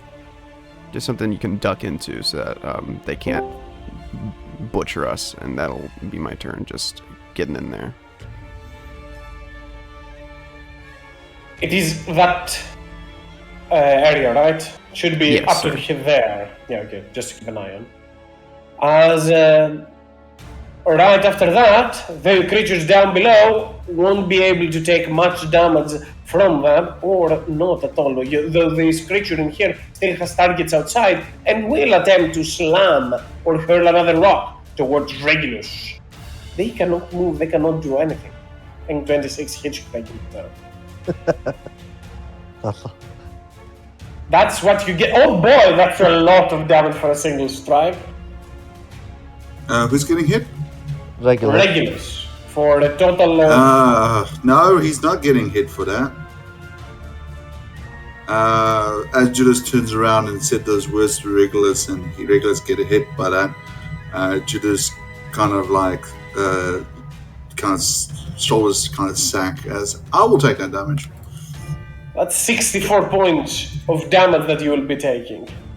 That's life, mate. What am I supposed to do? What am I? Anybody want to tell who cousin after how long what I am? What the person? No. I'm just saying that's a lot of damage to take. And however, after what Regulus did, Judas seems to be just inclined as the rock just slams towards him and bursts. And Judas, you feel your body, your bones brittle, crack. Only at this moment, as the pain is excruciating. Oh, the goddess would be pleased. And Naivara will move all the way up to here and hold an action to dash, as she will speak once again a strange word, and you will see the slithering tracker starting to bolt up forward. The creature up from there sees the advance, but still trying to hurl rocks. Regulus and Snowsong are protected from that, covered from this creature. However, Elwyn is not. It's a rock. It's Elwyn, that is. That will only strike onto the ground as Elwyn. You are up next. Yeah, I will move. It's a good choice. Yeah. And Keep in mind, if you move onto those rocks, there's a tunnel below them, so you cannot get hit by rocks. If you okay, so that it's is like, what Jethris did. okay, I thought it's like behind. Okay, so yeah, to them. Sadly, I only can move 30 feet, and I will dash more. So I'm here. That will be my turn. The Zekwood behind will turn, aim, and align and slingshot one more strike this time towards. Just to keep an eye, Jethris, you are not covered by this. It is in front of you, right? You're still outside, correct? Or you wanted to be inside as well? I don't know exactly. I would have liked to be inside, but it doesn't look like I am, so it's fine. I mean, I can move it a little bit just to keep an eye. I only made this as such to have something of reference. I would prefer to be You inside. know how we feel. I was like, wait, what is it? Rolling? It's rolling. It's like Then I feel like indeed, Indiana Jones. a rock towards Goel that shall not hit, only the ground. And Goel, you're up next.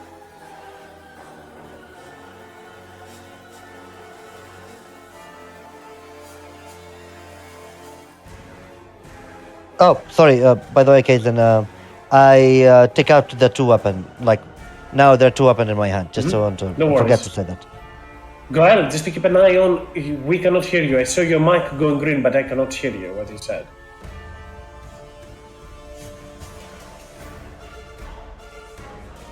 See, you're moving. Also. Can I climb up here you are. this?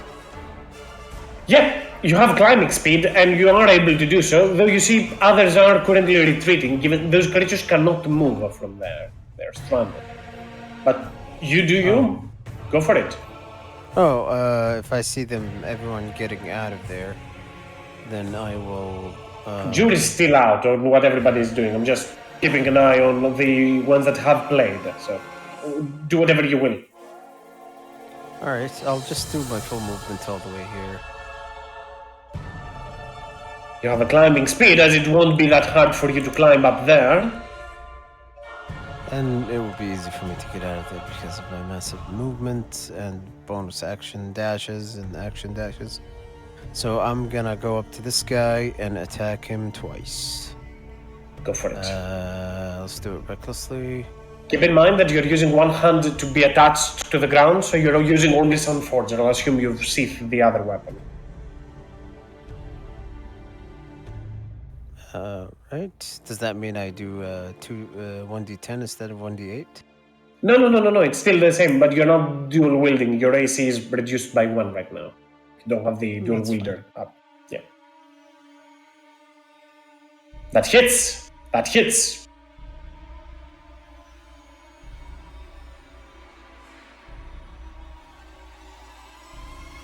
$25.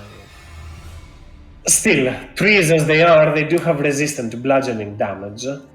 Bludgeoning and pacing they are, as you just at the very least grab their attention to give the others a chance to run away. Anything else, Greg? I'll bonus action reposition myself. Are you making quite the decoy for everybody else to escape? Roll me for Snow Song as well, Goel, at the end of your turn. Another death saving throw for them. And Regular, you're up next. I'm going to cast a first level Cure Wounds on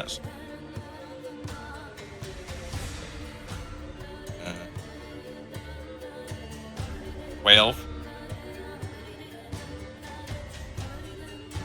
For max healing, even.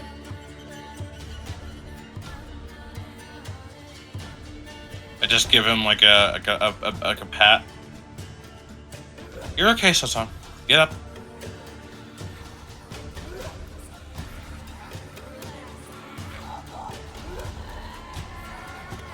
Use my sorcery point to re-roll it. Now that people are talking good about it. Well.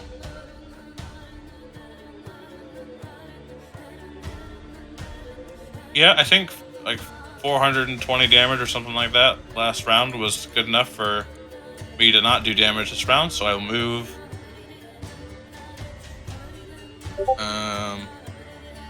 Oh. Well, there's Kaz. Oh no. Never heard from Kaz again. Did we lose Kaz? No. Take the break. Take the break, everybody. Let's Take the break.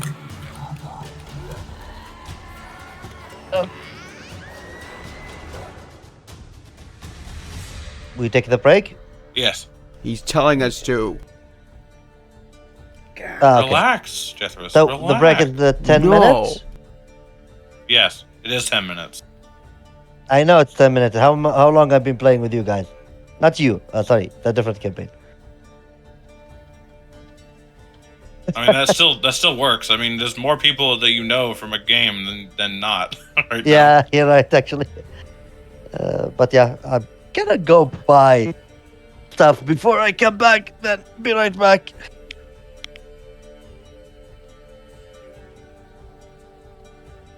Did anyone watch the Game Awards? Nope. No. Why would I? I don't know. See trailers for games. Oh, any interesting trailers for the games? Only thing I think was Space Marine 2 is going to be next year, September. September, yeah. aside from that, I think God of War is getting a free DLC, which Sony and free is kind of hilarious, and totally unthought of. Sony giving free DLC? Yeah. Shock. Last time I did that was when they got hacked. That's a good one. I mean, I didn't catch a lot of them. I know there was a lot of indie titles, a lot of AAA titles that were kind of out of the blue. A lot of spacefaring ones, a lot of... Like? I haven't even started the new Rogue Trader yet. I'm trying to finish my Star Trek campaign first. Oh, right, it came out today, huh? Yeah, it came out. Maybe I can build the Vulture. There. Oh, the Vulture. You're playing the Rogue Trader himself, but there's... but yeah, the Vulture. It's an awesome character concept, if you think about it.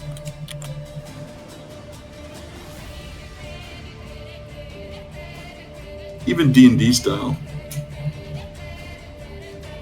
Armored Core run best action game? Oh, there's action and there's action adventure. Yeah, Armored Core won the best action. Yeah, no, but you haven't. Have you played Armored Core? No. It's a mecha. It's a mech game. It's very fast paced, very good actually. I just haven't got into it because I haven't had the fucking time. Baldur's Gate won a bunch of awards. Won Game of the Year. Blah, blah, blah. Expected as a bit to be expected. I mean, it was an upset. People were like, "Oh, what do you mean? This game sucks." Really? Yeah, people. Well, some people were like, "What the fuck? Why didn't?" Let me put it this way: what game did they think should have won?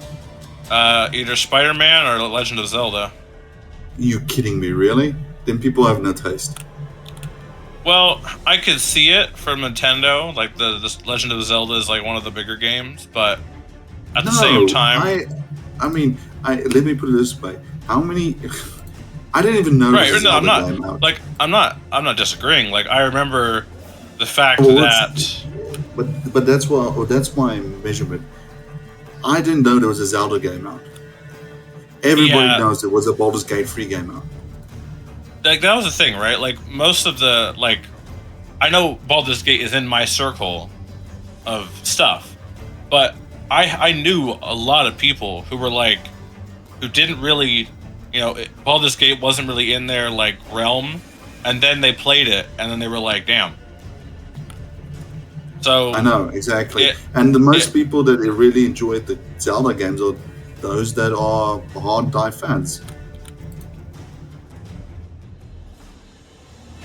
I really don't care about the Zelda games otherwise.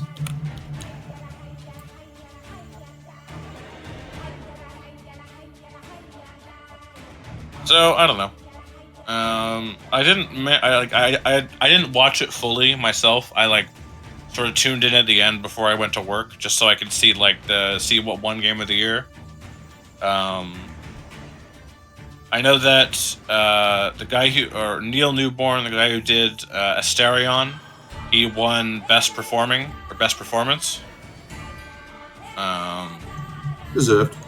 Yeah, he has some pretty, like, if you actually, like, do his full storyline and romance him and stuff, he has, like, some of the most deep character development in it. Or character moments. But otherwise, just trying to think of other things. Last of Us won the best show, best adaptation. I think the only two there that really mattered were The Last of Us and Castlevania. And Castlevania, let's be real, probably wasn't going to edge it out because a lot of normal people will have watched Last of Us. What They are feel you like- talking? Are you talking about the movie or the series? The series, yeah. Yeah, they would have taken Last of Us just because also Well, it reaches a wider audience. a wider audience first off, and it has what's his name? Pablo, or I think his name. Yeah, he's playing in it, so which is also a grabber. So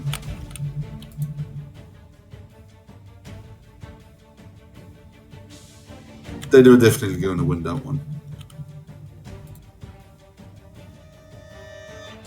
Pedro Pascal. That's the guy. Yep, Mr. Pascal.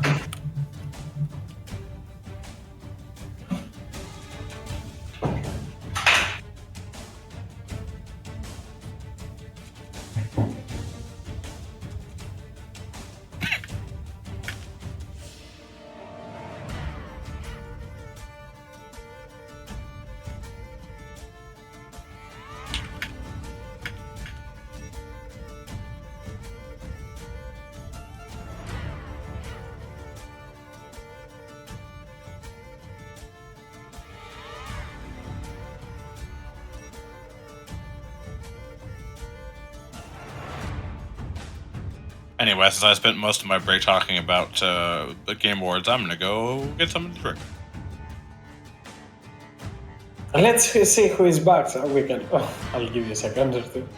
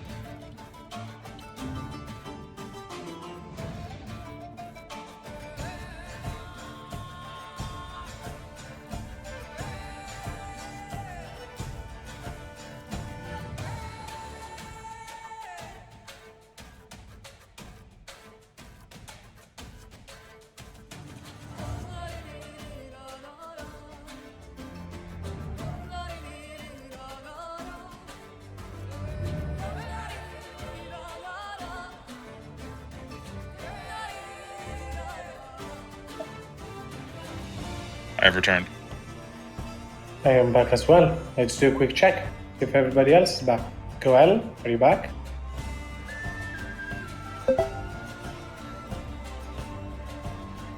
Take that for the time being as a no.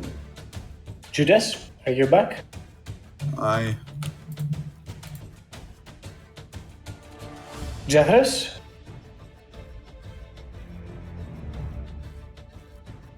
Did say you might take a little longer. Same with Alvin? Madame. Okay, let's give them a second then.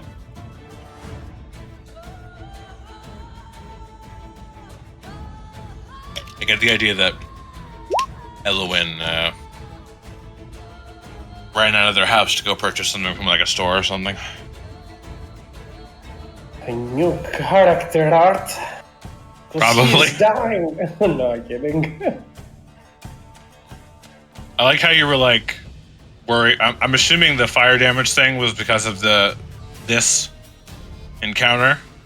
I mean, I expected Gold to be using that item in this encounter, so the fire thing is not the problem. It's like you get a blank slate with a new character, and you can give them so much. You can change your weapon every 2 or 3 seconds because they have nothing, and then common is an upgrade, then a rare is an upgrade, then a very rare is an upgrade. It feels so nice because you can get subsequently upgrades every time to play the whole playstyle of I have nothing, and I can slowly get my gear. Yeah, I hear you, turns but out you get this, the best weapon possible that you could. It's just a little bit, not Yeah. unfair, I'm not saying unfair, it just takes out a little bit from the fun of it. I mean, you should really just. That's a difference between mid game and later game. Mid campaign, when people are already situated and such. Unfortunately, they have surplus items. I mean, that is fine. Like, the whole narrative resides on you have nothing. And it's more than fine to play with that. I think it's a great narrative to explode, both in mechanical terms and in narrative terms. And also that weapon was made with a character like Harmon in mind, who barely makes 2 attacks a turn, and it just feels too powerful for a fighter. Not that it's gonna break the game, but just the moment that you join, you get like the best weapon in there. Feels a little bit rough.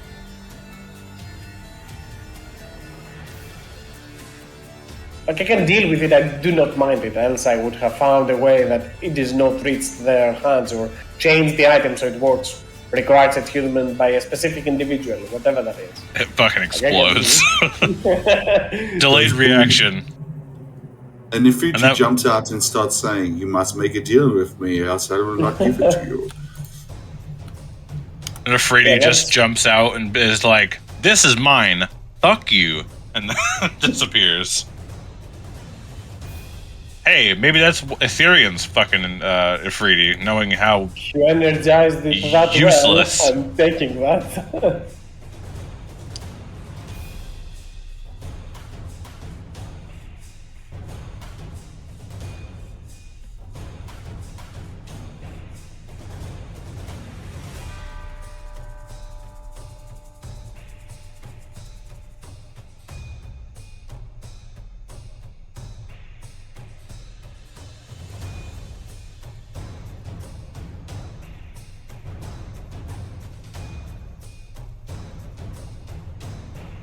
Nice chain lining here. Quite potent. I was like, I saw it. I saw the opportunity. I'm like, well, there goes that 6th level spell slot for the day. I mean, sense. when else am I going to be able to deal vulnerable damage with a chain lightning? I know. It felt actually pretty great. I'm pretty sure it did. He's just up. He's like, "I did not see that coming." I mean, it's probably like, okay, he's just going to use this little glaive. He's just going to hit me once or twice. And then It more so was the description that threw me off, because I was aware that you have this spell and the combo that you can do. I knew that you had a lot of fire damage. I didn't recall the exact combo, but I knew you could do like an 8th level fireball or something. Just the description threw me off. I was expecting something else than this happened. Well, I was going to describe it as like something super anime, but I figured I wouldn't do it.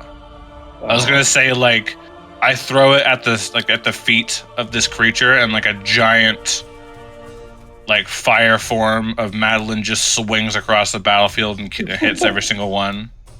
But Even you knew this was a little bit too much, right? I mean, to be fair, It's a 6th level spell, I get it. I mean, maybe if I upcast it to 9th, then I would do it like that, but I've got other 9th level spells that are more my interest. Which does remind me, I do have I'm like 3rd in the queue now for my animation slot. Nice.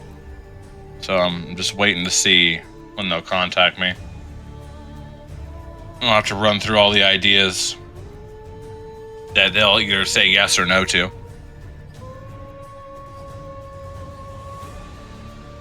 Because they have restraints on the length.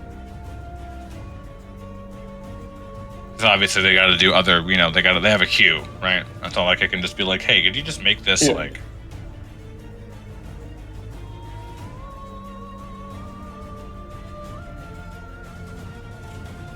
I was originally going to try and get one with like a whole bunch of my characters, but unfortunately that one was too intricate. Sounds like it.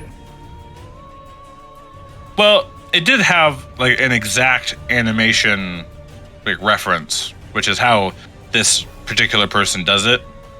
Like, I see. It's basically tracing, like, word, like frame by frame. Honestly, it's not like,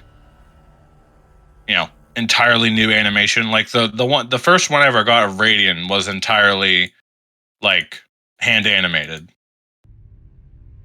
I have been waiting for ages to try and get back another animation from that particular artist, but I think he hasn't opened in like years. Animation takes a lot of time as well, so. They do, yeah. But so I gotta find out what character I'm gonna get animated. Current winner is Sovereign. But that would be my 3rd tiefling animated. I don't really feel like I should get anything for Blist. Because he doesn't even really have art. And Valdara's kind of in the middle. It's new. Like, you need some moments to pick reference for. I mean, for Regulus, I've done spell... Oh, sorry. No, I wanted to ask you, Regulus, something. To make sure about something for session today. Okay. Is that how can they throw the enemy regularly out? Today there's something. Huh? Is that regularly how Caden threw enemy? Oh, there's something more of it today. I'm not accusing you or anything, Caden. Don't worry. This was just really lucky that I could run into an enemy that I could hit with a fucking freight train, but I mean, I'll be real. Kaz on the regular throws 13 buses and a freight train at us. Kaz, you can't. I don't know how well you can defend that. You thrash us. You thrash every game. Yeah, actually. I mean, I thought I was going to go and like start tracking the amount of damage I took because it's all Ifilden's thing. And then after about the 2nd session, I was like, no, thank you. The amount of bitch slapping I'm getting from Kazan. I mean, it's literally like, the amount of times Ifilden has been. Yes. No. Anyway. That's funny. Like, I know that nobody in here says that in a mean way or like in a bad way, but like, how can I challenge you if I do not throw all of those creatures in? Yeah. Sometimes. Like, that's high level for you. That's well, I guess, mid to high level now. Yeah. Yeah. But sorry, Kaz. I'll say that again. I am shocked as you are when Gal give me that start.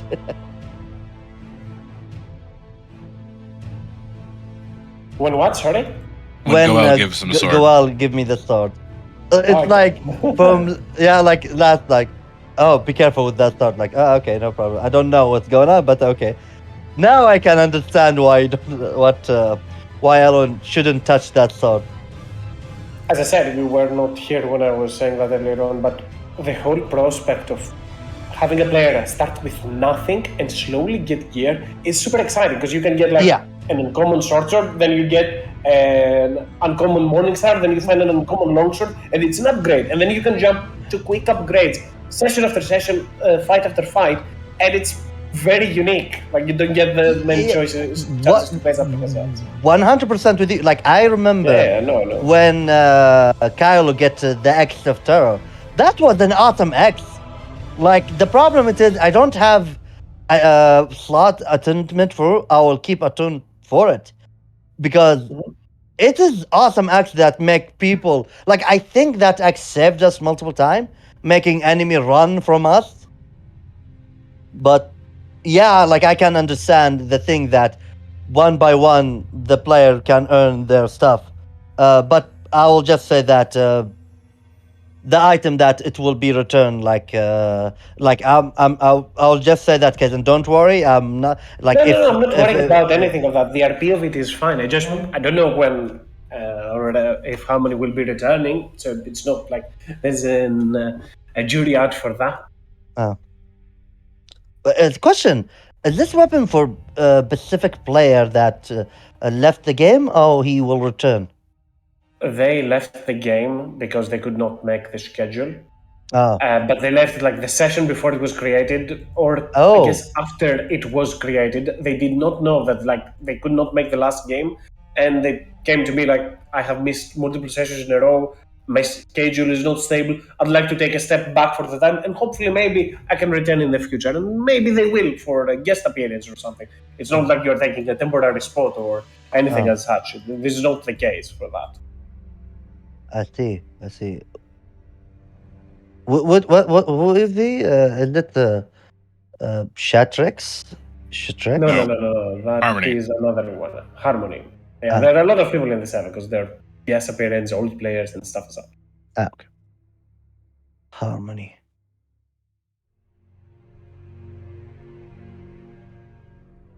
Surprised Elma's sheet didn't stay up on the side. It Although I is guess there. was it?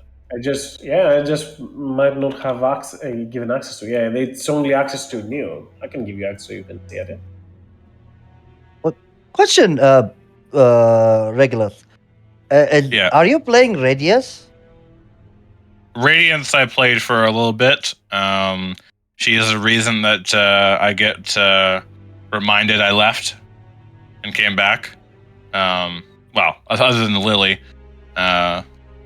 Regulus, Radiance, and Lily are all the characters I have played in this campaign. Oh. Lily is very fitting of the name of the image. She's Mhm. is that okay? What is class? Lily? Radius. Oh, Radiance is a order cleric. Oh, she is a cleric. Asmodeus. And she's. I mean, yeah, now Asmodeus, yeah, I can see why she is barely wearing anything. That wasn't to do with Asmodeus. I don't believe that. But by the way, Kaizen, I tested the bar of Dance of College, Bard. From D&D1, you mean? Sorry? Yeah, From D&D1, yeah. Yeah, I tested that in 5e. It's awesome. Yeah, well, it's the it's the charisma monk. It's the charisma monk that does the monking better than the monk until the newest monk stuff came out. Yeah, it was better than a monk until the new monk. And by the way, I'm testing also the new monk at level 18, and it was like having 5 attacks with powerful. Of course, when a DM like monk have a like if the DM give monk few things, like they can make them in tier of a fighter or a barbarian. Oh, let's say fighter more than barbarian. But yeah, I tested also monk last week, and It was hilarious to see him redirect one of the attack to a face to hit another creature. It was extremely funny. And it's kind of usable now. It's more usable. Like it is a rogue, but the different rogue can take half damage. Monk can literally make the damage 0 or take like less than normal.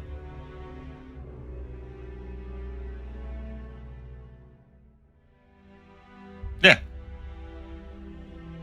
What an ability, for sure. Gives them Yeah. a lot to play with as well.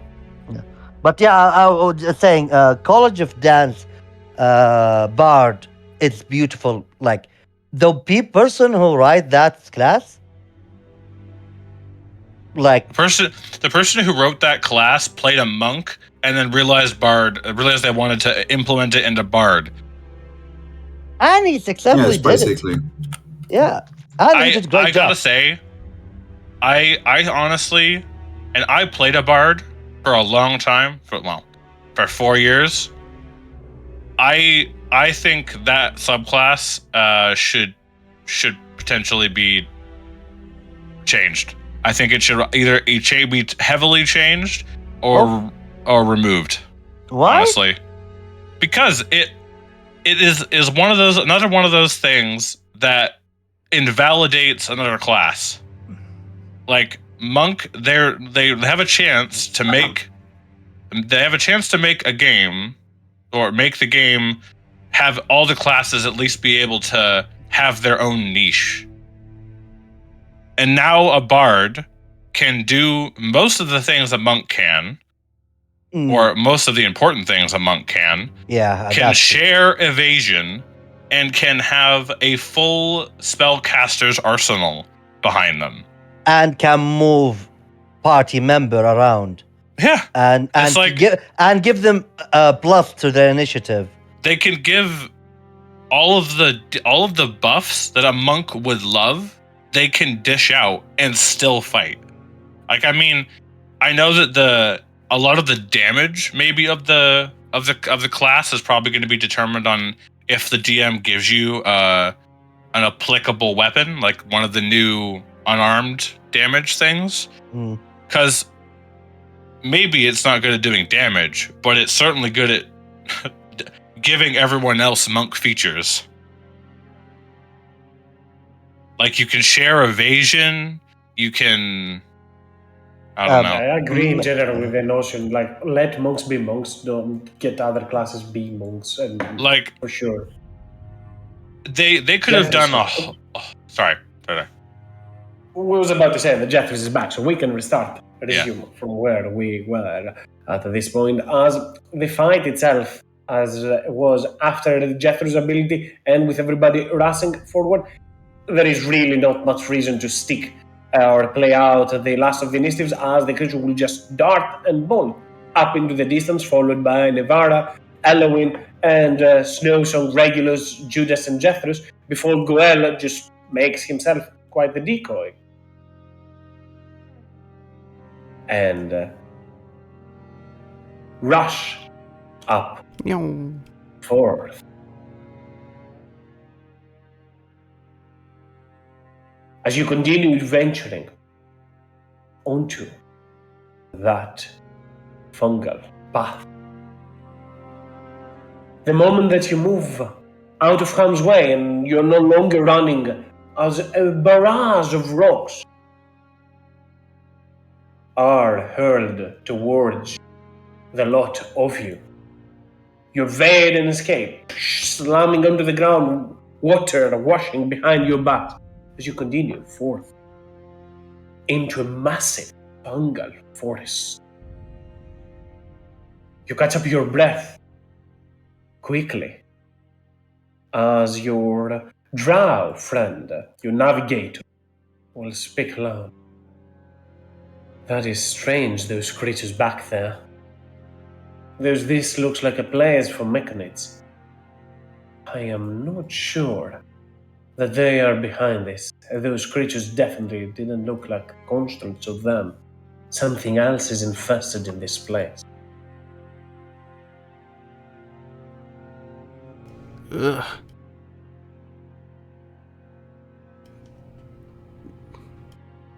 Those guys hurt. Bad. This is the sign of a potent necromancer, or something as such. This is more wizard and witchcraft and wizardry rather than animated spores. Those creatures were foul spirits. That's what I was thinking as well. Definitely. Something to certainly be on the lookout for in the future. Don't trust the shrooms around you. Definitely not, as it seems, and as always, the fascinating those creatures were.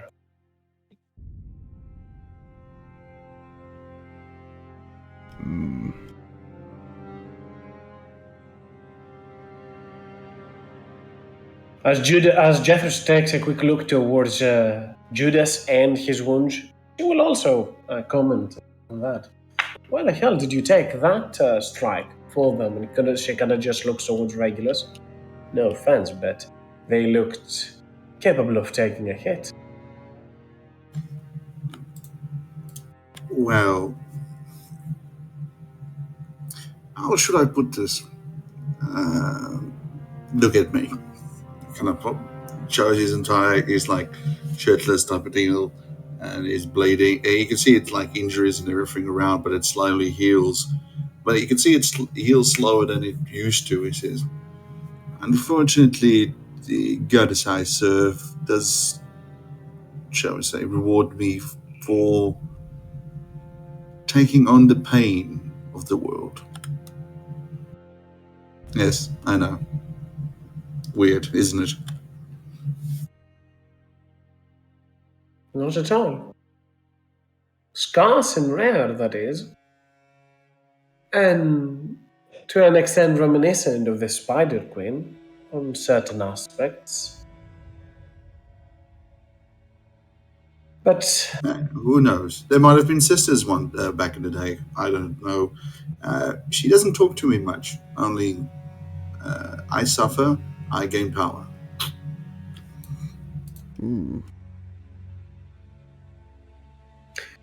it is the basic way with all rites, divine magic.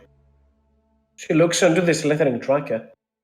This creature could have only been brought by an offering, flesh, since we did not have any target to sacrifice, other than the one obviously we wanted to make a tracker for us. These beings out there wanted another sort of offering of pain. She points onto her hand that seemingly got charred by the fire.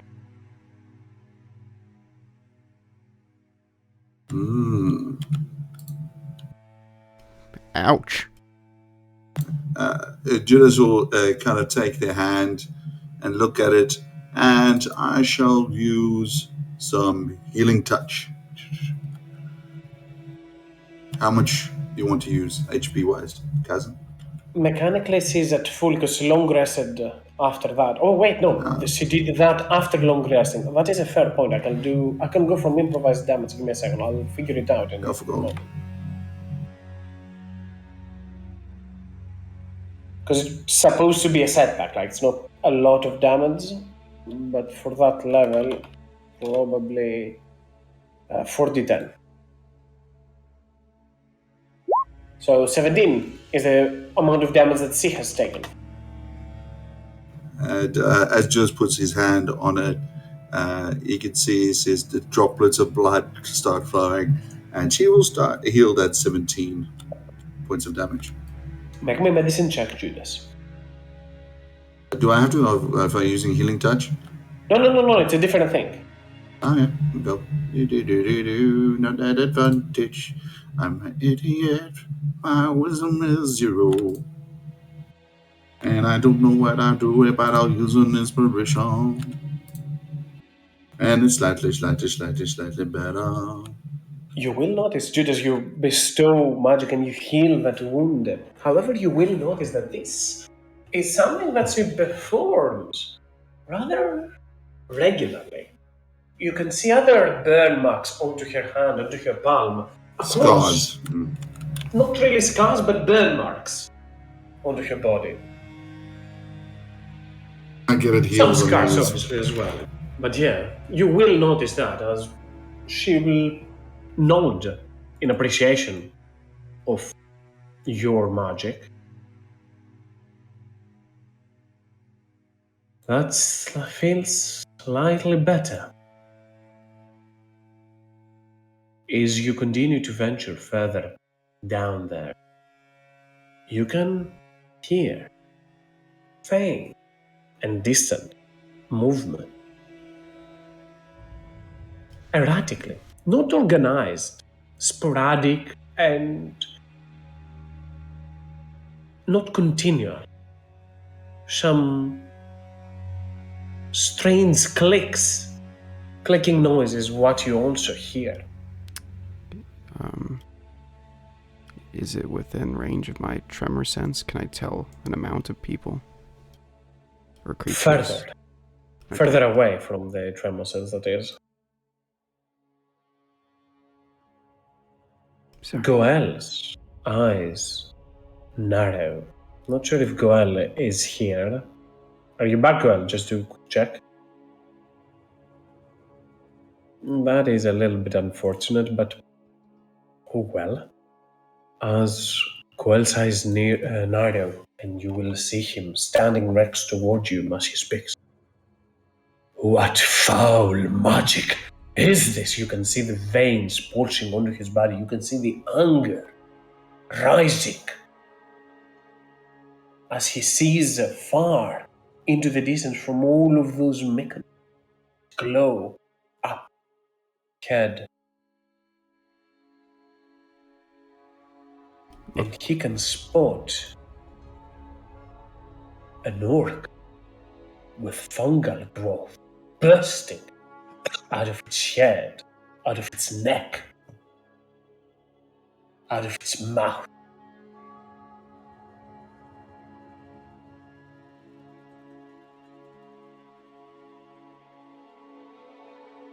You see the hand of Guerra just tighten firmer onto his weapon as he sees people of his kind being reduced to spores, plant puppets, just move around erratic in the distance. Heart rate elevate. Nerves asunder. He starts to not see clear. What's up, Goel? What's going on, man? Well, you're back. I'll give you the exact description that I gave a moment ago. As you are venturing, you've escaped from the other creatures. You are venturing up forward, and with your eyesight, as you only were able to hear faint movement, you see through the forest into the distance an orc that its head seemingly has exploded, and from there outgrown fungal spores. Not only from its head, from its ears, its neck, body. It's fully grown and imbued with vegetation. Fungus. Clicker. Or clicker. Something as such. All right. I relay the information to everyone. Jeez. I'll- Sorry. Make a Unless, perception check, Goel. a perception? Okay. Yes.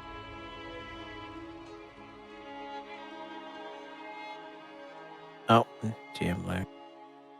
To the GM layer, but nonetheless, it is enough. You will notice they are not alone, those orcs in there that seemingly drift around. Amongst them are other creatures that seem to be under a similar fate, a similar nature. Drow, elves, just standing right next to them. But also bigger ones. Creature and potentially denizens of the Underdark. As you might notice, even some bipedal creatures with the head of an ox. Spores have overgrown out of body. Minotaurs, those are. Can I try to tell what type of spore infestation they have on them?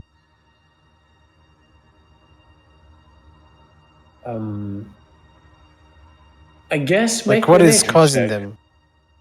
Yeah, what is causing them to be like this? Can You I, have proficiency in herbalism. Do you have proficiency in nature as well, Guel? Can I ask? I do not have. I was gonna ask if I I do could not have in assist nature. I him. haven't. Okay, one thing at a time. Go ahead, Jeffers. You wanted to add something? I'll before I respond to Guel. Well, I mean, he's relaying all this to us. I was gonna see if I could help him so that he could make the nature check, but it looks like he made it. Technically, it's a herbalism check with intelligence, so I'll add your proficiency, which is 5 to that. So that is a 24, Goel, in total. As you take a quick Oh, look this is a towards. minus. It's a minus Yeah, yeah. one. Oh, okay. But Yeah. you have a +5 from your proficiency on herbalism. That is, as you can tell, that fungal growth, those spores, though they seem to animate dead flesh, is definitely the result of either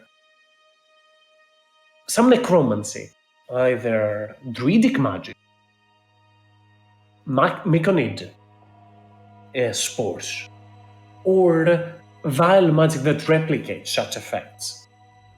But it is No, wait, magical, not just hold, entirely just natural. 2 seconds. We've fought a spore druid before, or was it another? That was another campaign. Damn. Never mind.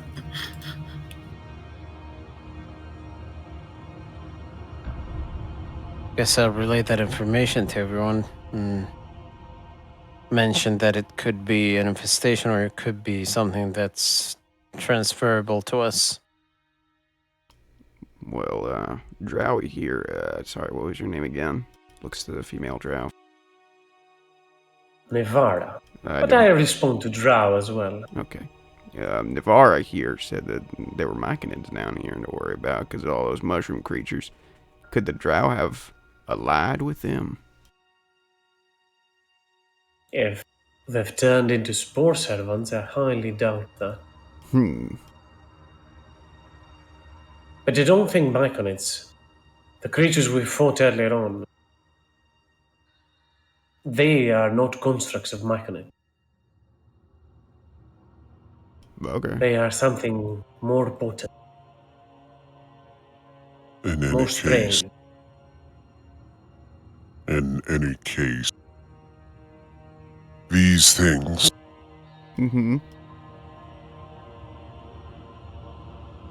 are dangerous. Yep. They do not enslave in the way that you can.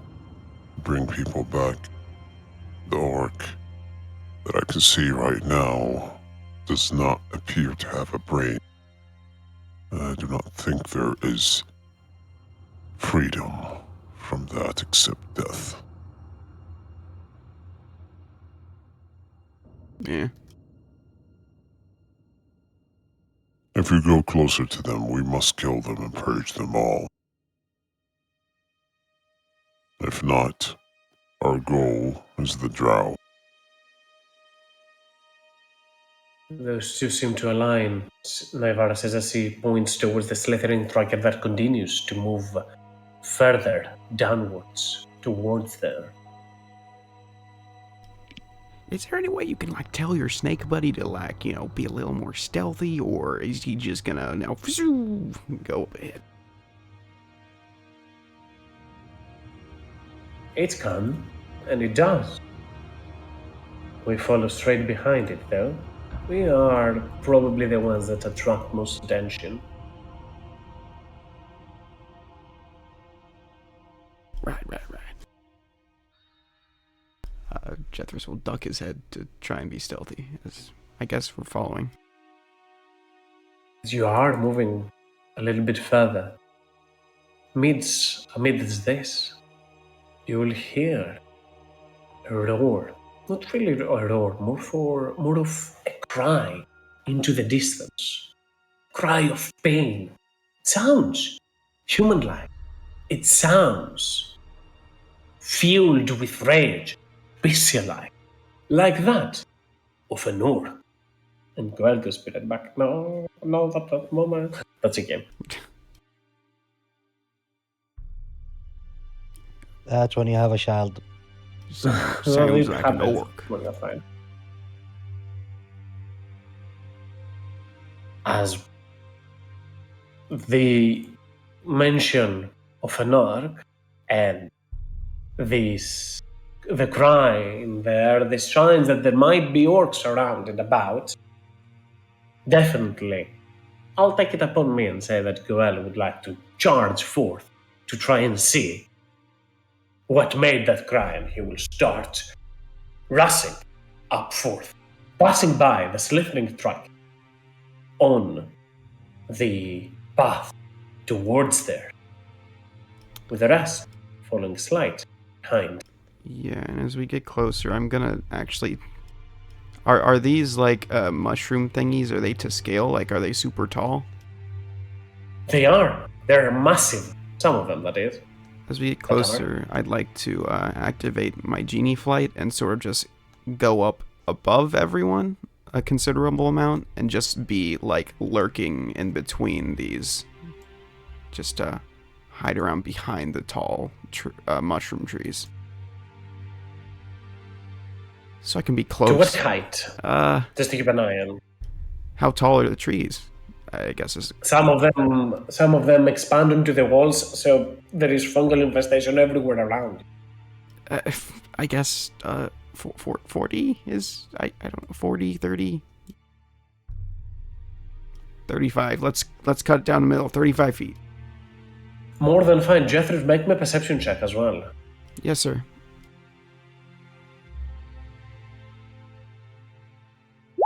Nine. Up into the distance, you see a massive pillar that is imbued with this fungal infestation. It looks strange, it looks a little bit off, and surely does draw your attention, but for the time, your main worry is to try and keep up with the rest of your group as Goel starts moving up forward, and the more he rushes towards there, some of those creatures will take notice. Turn around and move towards Goel. Goel quickly just slams the hammer onto one of them, as you can hear the ghoulish sound of other creatures slowly turn their gaze towards you. And now, into the distance, you can see a massive structure, a massive monolith that is imbued, and bursting from there is a fungal infestation unlike anything that you have seen. And back in front of you, onto the fungal forest, onto the fungal glade that you are, those creatures slowly make some noises as they turn their head. And one more time, the cry of this probably orc echoes in here, coming straight out of this place into the distance as those creatures start to move towards you. And I would like initiatives, though this time you are not surprised by them. I would hope not.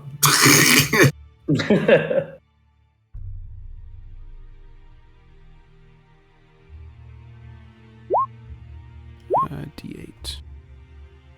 Oh my god, there are a lot of them. Anyone have chain lightning? Fireball? Nah. Chain lightning? That sounds like a spell someone else would have. Yeah, You know what spell would actually be here very good? The good old classic. Gallus? Fireball, fireball, fireball, fireball. If only we had someone who had that. Be kind of crazy. That'd be so weird.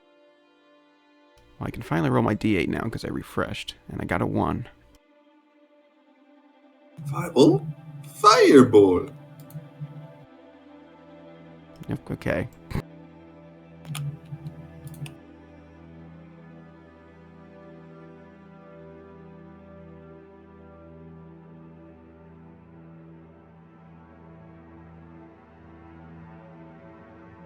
I see Regulus, I see Elwin, I see Jethros, I do not see... I see Judas, I guess I'll have to roll for Goel, and we should be good to go. Please, lads, that shall help. Regulus, you are up first, you see Goel rushing up forward. Well, I better do this before he rushes up forward.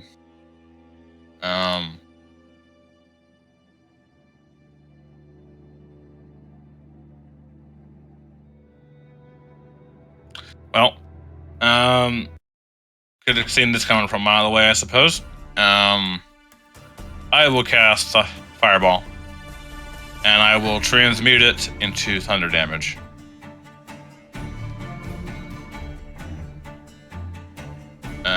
Should get all of those creatures then. This, Yeah. this, and this. Okay.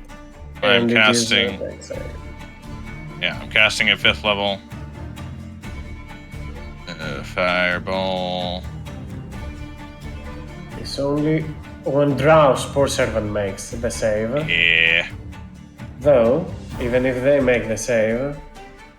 Wait a second. This is this one, right? Yeah, so this one. That will not matter as they will go down, the one that made the save. And that is 26 points of fire damage, correct? Yeah, unfortunately.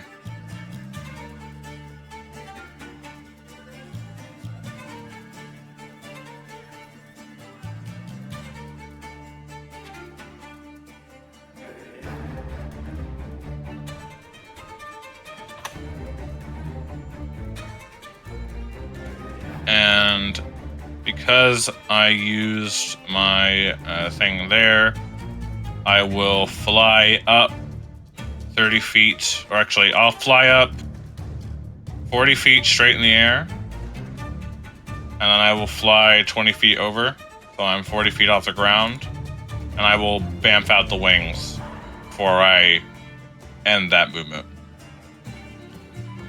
as a bonus action. More than fine, as your explosion of energy will just burst and decimate, clear those poor servants apart in an instant. As the burst of an explosion over there just... Yep, that is more than fine. Will cause the rest of those creatures to slowly start moving towards there. The slithering striker still under the last command continues to move towards there as Elwin. You are up next. Yep. Sadly, there's nothing close to my vicinity. I'll just run here. Run in the front. And bonus, holding the two weapon. Up the Morning Star and the Efreeti sword. And I will second wind. Because I believe I need that healing. I'm gonna get hit a lot. And that I will hold an action that if anyone can I retract the second wind? Oh, too late Sure. for that. Okay. So Okay. yeah, because I think I'm gonna retract that. I'm gonna bonus action command the word of Efreeti and make it light up. That will be my turn. As Elwin's weapon bursts into fire and with quite the light in the area. Jethros, you are up next. I can see. I mean, if ever there was a place to do it, I will. Is there a way I can get access to a mat for spike growth? Is that somewhere in here? Ah, you can see it. Thank you. I'll do this. I'll cast a spike growth, and it ranges 150 feet, I think, right? Let me just check myself. Boy, this is gonna annoy the hell out of me.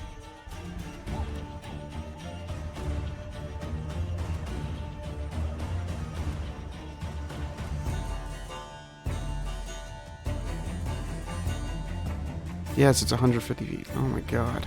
Okay, sorry. My page kept What do you want to put refreshing it? for no reason. I want to No put it. I want to put it right. Right here.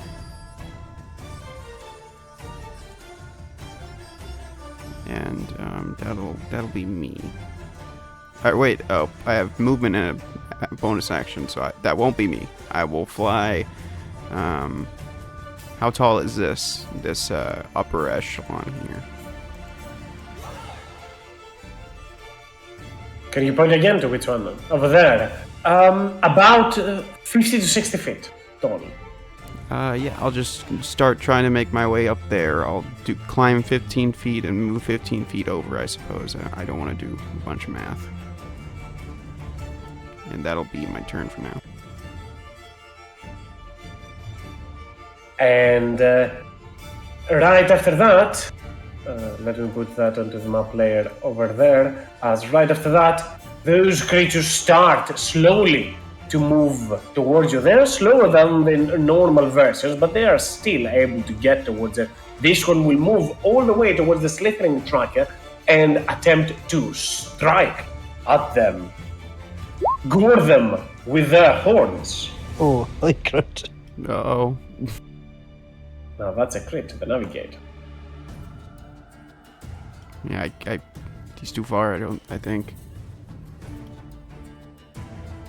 It is, thankfully, it is an ooze. It is resistant to non-magical damage as the Mindor will just move forward, just slam at them. As right after that, the Oak Spore Servant into the distance will move 20 feet towards here, 30 towards there, 40, and that is its dash action, and roll me 44, Jethros, as that will be all that it can do for this turn. As Naivaran to the other side will rush up forward, take a dodge action, so stay herself out of the way, but more so task the slithering tracker to slow down as more of those creatures seem to be moving up forward. 20 feet for the Hook Horror, 4-7, as it starts to move closer and closer, and this one will make 2 attacks towards the slithering tracker in front of it. The both of which will fade as the creature brings both of its claws down, but to not an effect. As the Spore Servant in here will, with a dash action, roll me, I think it's 64. Jethro's not 64, sorry, it is 30 feet of movement, yeah, 64, that is correct. Yes, sir. It is correct, right? I'm not doing poor math. It's correct. I mean, per 5 feet, right? It's 2d4, so... let me just read the spell. Yeah, it When should a be. creature moves into... that amount. It takes... For every 5 feet it moves, 2d4, yeah. Should move 6, so it is 12, so roll me another 6. It's a little bit more. Dang. I knew something was wrong with my math. As the creature seems to get completely pierced by the quartz. This creature does 10 feet outside, and then 20, 30, 40.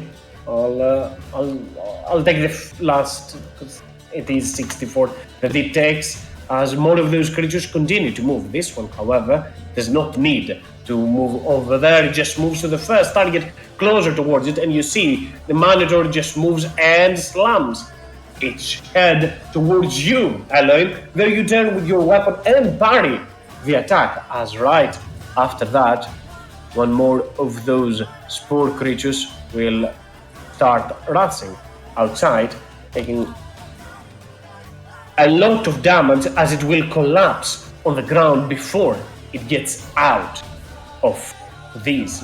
This one will take only a single iteration of damage, as this is 10 feet of movement, 20, and a dash action to get a little bit closer towards you. Eloin, as Judas, you are up next.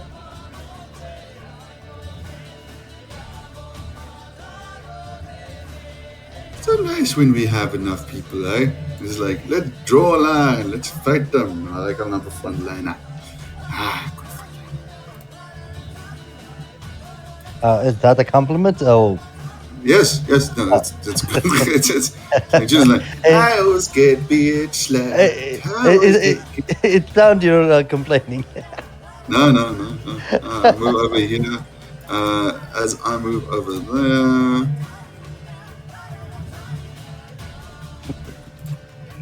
I am going to, as I stand there, as Judas moves over, his hand starts, he kind of crunches his hand as it starts bleeding. As he moves past her, he just puts his hand on her shoulder and says, just stand behind me. And I'm going to cast Warning Bond on her.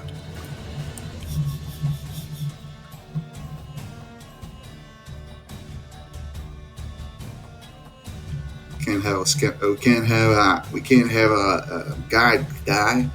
So yeah, Warning Bond on her. She will thank you, but then point towards the creature. Thanks, but that is technically our guide. But I'll take that. It's magic. Oh, he didn't say God. He just says just stand behind me. So yeah, I'm just pointing out, trying to rationalize it for the party. But anyway, and then he'll move his feather. Depends. They move. They'll move. They'll get to me anyway, so might as well go and stand and make myself a target. That's me. And Goel, you are up next. I was planning to heal myself a little bit and Snow Song. Can I do that? As prior to the fight. What did you wanted to do? Just cure wounds on Snow Song Yeah. myself.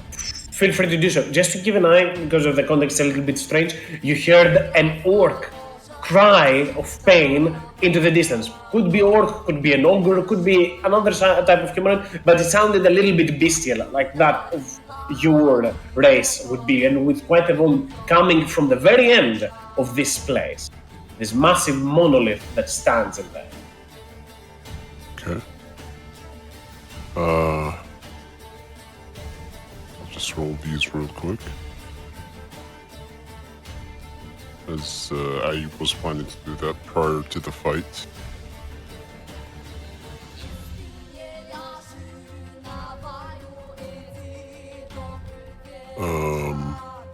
And that's okay, right?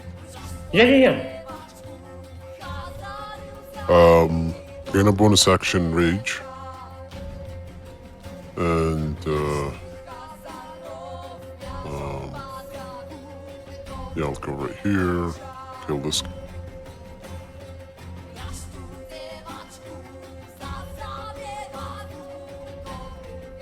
Add the rage to it, so 60.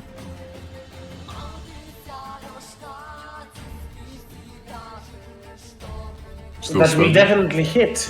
Still standing, but barely so. These ones do not have resistance.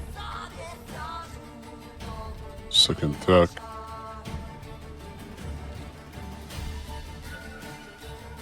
And that will indeed bring the orc down on the ground.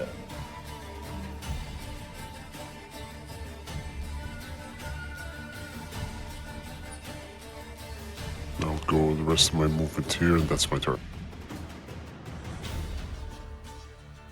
As right after that, the creature in there will start to move up forward at its full movement.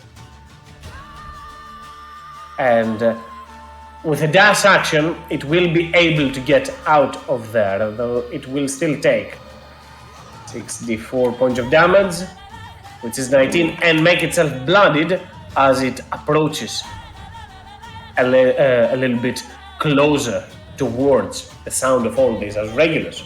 Oh yeah, Snowsong is up next. I forgot about Snowsong. Go for it. Everyone forgets. Not every time. Sometimes I remember.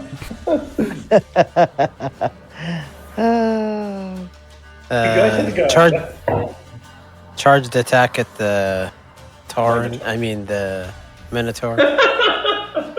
They do look like I never thought about that. Maul. Someone's been playing World of Warcraft. 16 hits.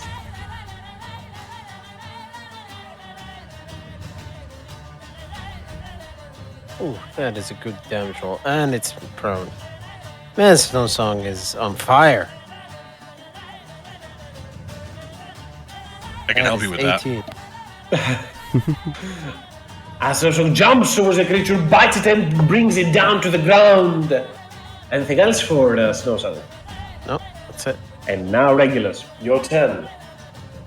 I shoot a firebolt at Snow. I will. Is this sharp rocks? Yes, it is. Yes, this is the spike growth. Growlith? Sorry. I like it. It's okay. I like it. No, I'm not. I know better than to shit talk Kaz. I'll end up in my death. I will.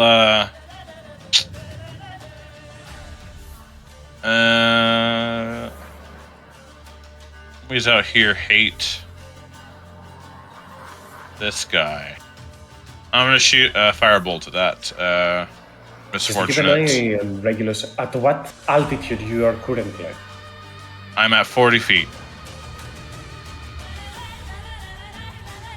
Okay. That was a very specific question, and I'm not sure I like it. Something either above me, or something's gonna be AoE attack on the ground. Just a planetar. Yeah. I don't know who I pissed off. Probably a lot. Anyways, I will shoot a firebolt at this guy. As all of the spores in the area ignite and kill us all, probably. Regulus wouldn't know that. Spore explosion. He's got like 6 brain cells. I know. Five are devoted to spells. Yes. 17. Does a 15? No, 15. Does it hit? 15 hits for 17 points of fire damage. These ones do not have vulnerability, which is strange to me, but apparently Spore Servants do not have vulnerability. As flames burst onto the creature and strike it while it is getting cut by the giant pieces of crystals around.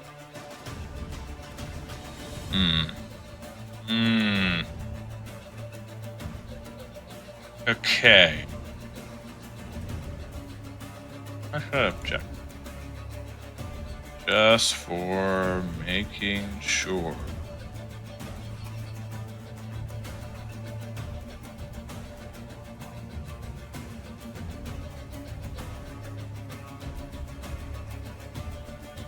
Yeah, I can spare a 4th level spell slot. I'm like Bilbo Baggins, like, why don't I spend a 4th level spell slot? I will shoot. As a bonus action, I will use 2 sorcery points to quicken a spell, and I will cast Wall of Fire across this area. Is it a line or is it a... It is a line. It is a line. I don't recall if it's 60 feet. I have a feeling it is. I can read the spell. 60 feet long, yeah. This is the maximum line that it can be, so feel free to move it around. Okay. I cannot move it. I cannot move it. Access denied. Really? Oh, Yeah. that's strange. Give me a second.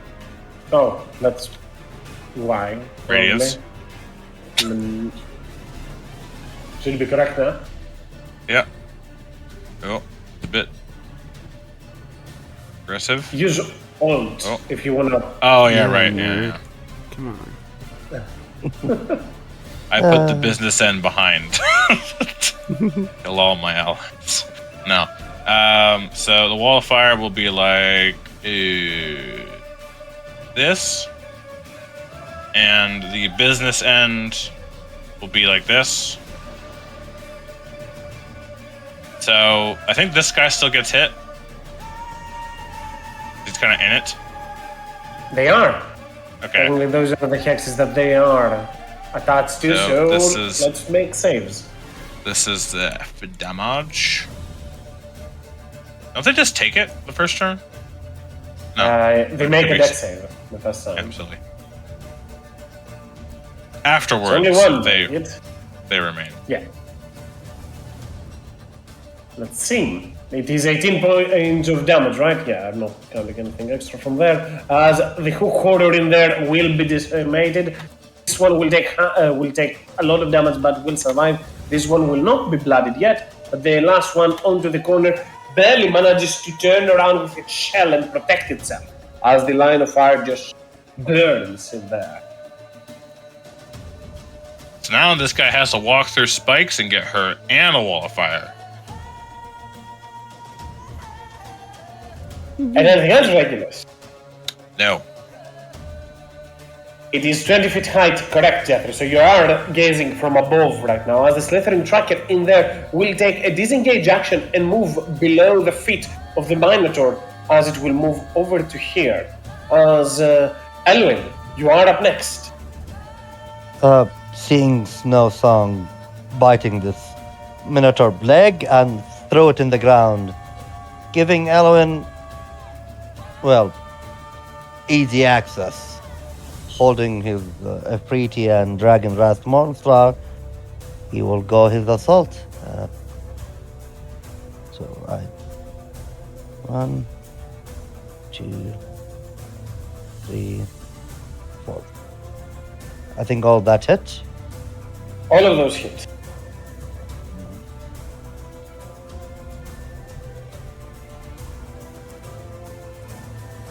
The third attack will bring this one down. So you have your bonus action still at the ready if you want to use an Yeah. attack for somebody else. Or Yeah, do something immediately. If the moment, excuse me, the moment I finish like tapping it with the Efreeti, I run there, hit this Minotaur. You are 5 feet away from Ritz now, Wait, because the wait. creature is slightly a bit further. You did 30 feet. 30 feet gets you there. The creature is over there. You need to be either here or here to attack. Ah, okay. That is confusing. I still have problem with this cheat. Yeah, there's nothing I can do. Just so run there. I don't have fourth attack, so I still You have can do my. your second wind if you want from prior. that you- Yeah, so I'm gonna use my second wind. Yeah. So it was 8. Do I make another one? I'll take the old one. If you remember for what it was, take the old one. If not, re-roll that. I don't mind it. Let me check if I find it. But then he quickly brings down the Minotaur in there and starts rushing toward the other side, towards Goel as Jeffress. You are up next. Jethros will glide through the air towards the firewall. We'll go 30 feet right here, and then he's gonna Dusty Step as a bonus action. End up right here. So that's action once a day, Misty Step, and then I will use a sorcery point to use a distance spell and cast my Lustrous Lash on this hook horror. So we'll do that. 25. Yes. And will get dragged back into the spike growth, taking only a single increment of damage from that, but still, as Jethro just pulls them right back into the jagged pieces of crystal. Anything else, Jethro? That's my turn. That's everything. Right after that, the Monitor Spore Servant in here will just move up forward and attempt to slam onto the first target it sees. One is Goel, two is Eluin. Towards Eluin, it will try to gore them for 14 points of piercing damage as the creature just moves and slams its horns in there. Do I have to make a turn creature- save? Nothing. They do not have any charge or anything as such. This one's. As out into the distance, the Spore Servants feel the heat towards there as they will start moving to inquire what that is. That is up to here. That is their full movement as they take 44 points of damage. And they will, still seeing nothing but sensing a little bit of heat, will move even closer. And that is where they will end their turn as regulars. Roll me the damage they take from the wall of fire. 5d8.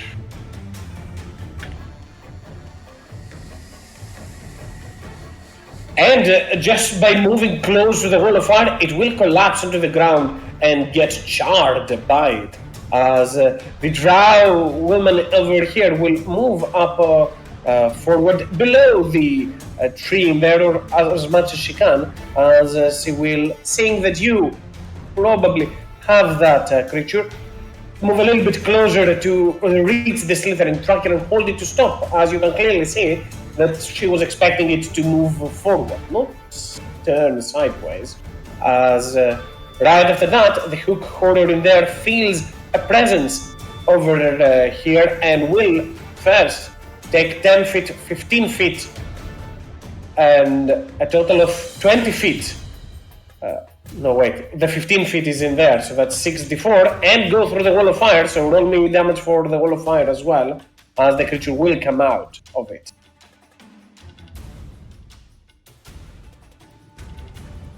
Roll me damage regulars. 5d8. Oops, sorry. No worries. 8. As the creature gets charred as it passes through the wall, but that is its dash action to do so, and the Minotaur in here, the moment that it takes a single step, no matter where it goes, it will just collapse onto the ground from the fire and the jagged pieces of rocks.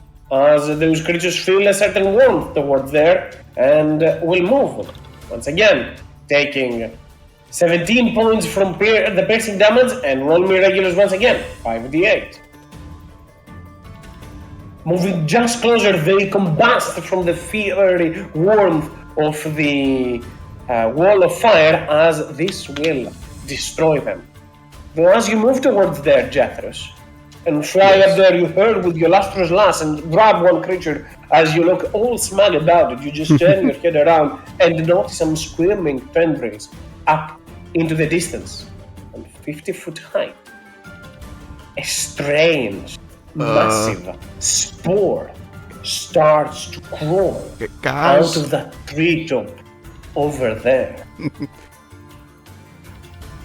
And as it stands in there, it will just unleash a nasty cone of spores. And give me just a quick second.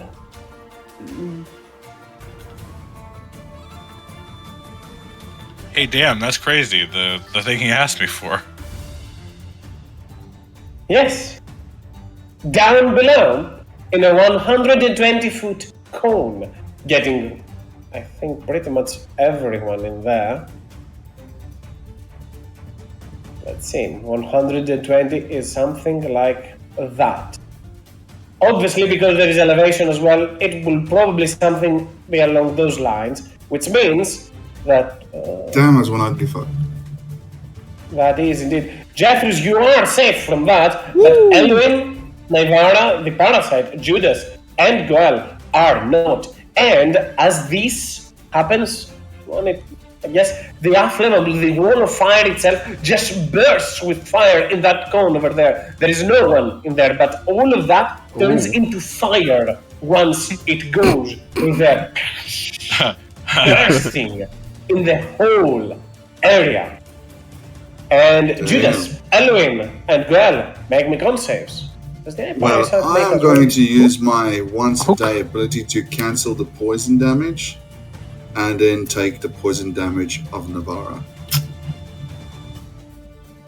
Aren't both of those reactions? I think both of them are reactions. Is it a reaction? Damn. Oh well, then I'll just roll first and then we'll see what happens. Let's go. I will undamable that. Go for it. 21 con. And I was like, can I make it? The problem is 21 means a 14. Okay, come on, lucky 14. We just take the poison damage, that's it? Yeah, that is what it does. Okay, so I take half. I thought it was making you poisonous, but I might be incorrect.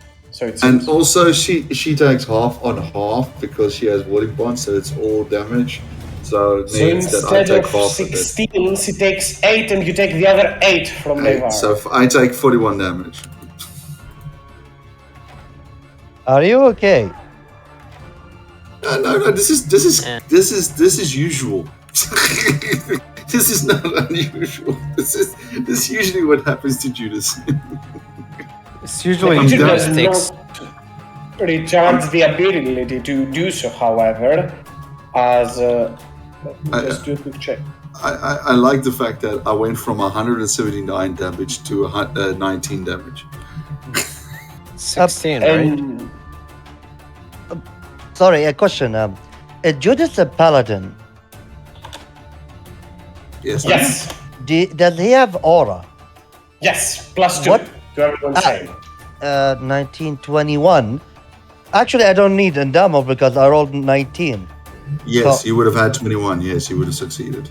So yeah, You I can will keep retract. indomitable then. Yeah, that's Yeah. more than fine. As the strange creature starts to move up above and fly up further, 60 foot from the ground above everyone else. And right after that, that creature is dead, but they are not done. Before Judas gets a turn, there is still one more creature in here that wants to act. And Jethros, without it seeing, it will hurl a rock. Once again, more of those creatures will slingshot a rock towards you. Does 14 hit you, That Jethros? just hits. For 37, 34, which is 17. I'll use silvery barbs. I haven't used reaction yet. Can you use silver barbs on an attack that you cannot see because they were Oh, hidden when you're they made right, the you're attack? right. Might be. That's I fine. don't recall that. It has to be something I see. So you're right.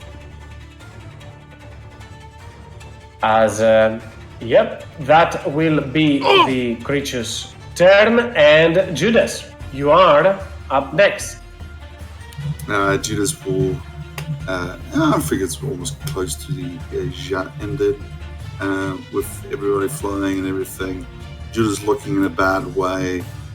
Claps on top of his chest, bleeding everywhere. He goes, "Mistress, don't let me down. Don't let me suffer more." And I shall healing hands the rest of what I have onto myself, which is 38 points of healing damage, and that's me.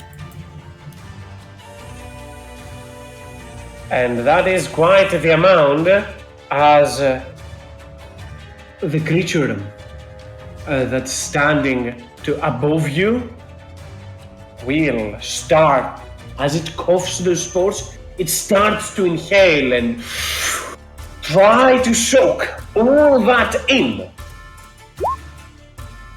As everyone below it, Goel, Elwin, Judas, Naivara, and also the creatures at hand, I need you to make me a strength saving throw. If you can even make a DC 20, that is. Holy I rolled Maybe with two, advantage. that is. Rolled You are with correct. advantage, right? If you are in range, under range, then yeah, you make it at advantage. I am right. So yeah. I should have raged. Oh well, let's see. Let's see if it 18. even matters. Wait, did I he give say? everybody else bonuses, but not myself. I'm like, oh my word, you assholes. And watch I this. think I'm fine. I think. Yeah, I no, believe- I knew it. I knew it. I fucking knew it. I needed to roll an 18 anyway for 17. So,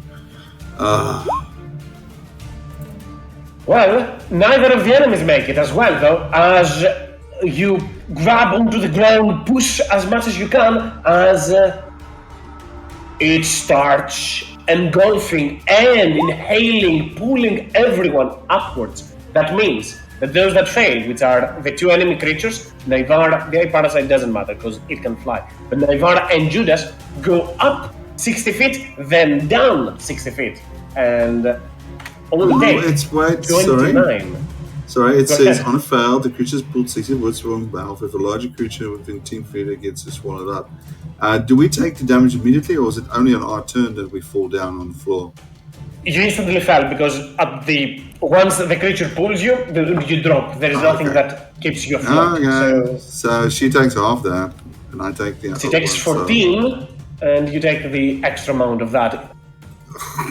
I take the As, total of. anyone that takes also damage goes prone, which means that the Minotaur lands onto the ground prone, and the hook horror as well just collapses onto the ground. And that is for the creature's legendary actions for that turn. As Goel, you are up next. The creature is 60 feet up high. It's 60 feet up high.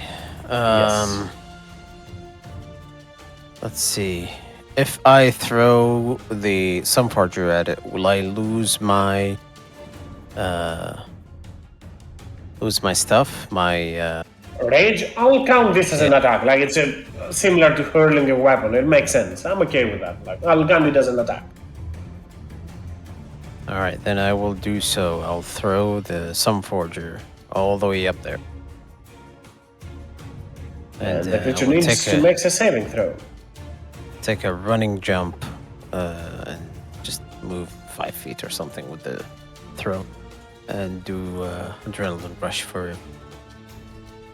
He fails. All right. I'll take temp HP and do the Sunforger active. Where is it?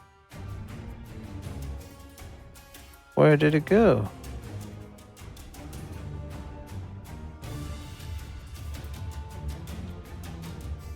Might have been accidentally deleted. It's 6d6, right? Yes.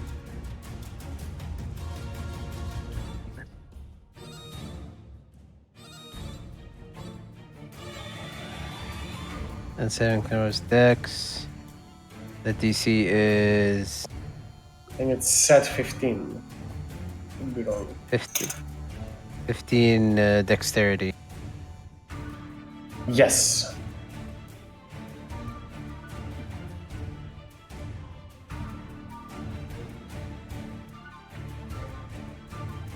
I just wrote whatever. Go ahead. Ooh, it's a shitty roll. A burst of fire onto the creature as you hurl the weapon up high and it explodes. Only as the creature stops inhaling. That is what stops the inhalation of it. As anything else, Goel. No, that's my turn. As right after that, and before Regulus gets a chance to act, one more Snow of Song. those. Correct. Have Snow Song. I forgot about them. Maybe I should, when you say like, oh, do you have anything else to do? I'll just say yes. Snow Song goes. That would be a great idea overall. But yeah, go ahead. All right, so Snow Song will move right here, following Jethris. How much movement is that? 35. It was 35. Okay, Because I Yeah, saw it sure, when I'll- you were moving the token. another 5 feet, and he will bonus action transform into Lightning Dog.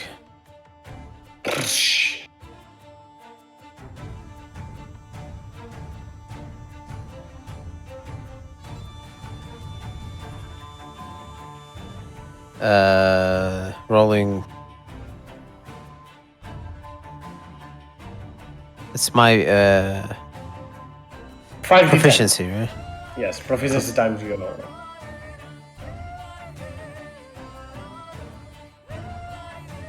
As the snowstorm starts to rush up forward, and then bam! As lightning strikes the ground, snowstorm turns into pure lightning form. I want to point out something. I jumped from my chair. That was kind of unexpected. It was quite loud as well. Yeah, it was really loud. I jumped from my chair. That's part of the game, the jump scare. You just suddenly hear lightning. Let me check everything is fine here. Just make sure you And don't be yourself. anything else for snowstorm? Still has an action. He will take the dodge action. Bites Jethros. More than fine, as right up next is Regulus. You are up next. Okay. That's a big fucking thing. Did anything get eaten? Did anyone get eaten? Not yet, because they were not that close to it. Just tried to inhale them, but they were too far away. Okay, so what I can tell is Judas is, as per the usual requirement on Death's Door. Mm-hmm. Yes, this is true. Can I... Goel and someone else are sharing a space. Can I see them parted? Here. Okay. Regulus is going to fly 30 feet. I'm 40 feet up, so I'm not affected by my own wall.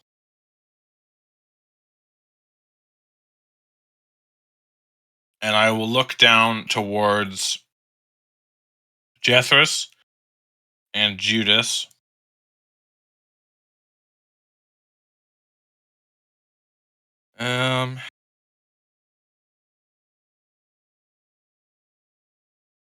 Yeah.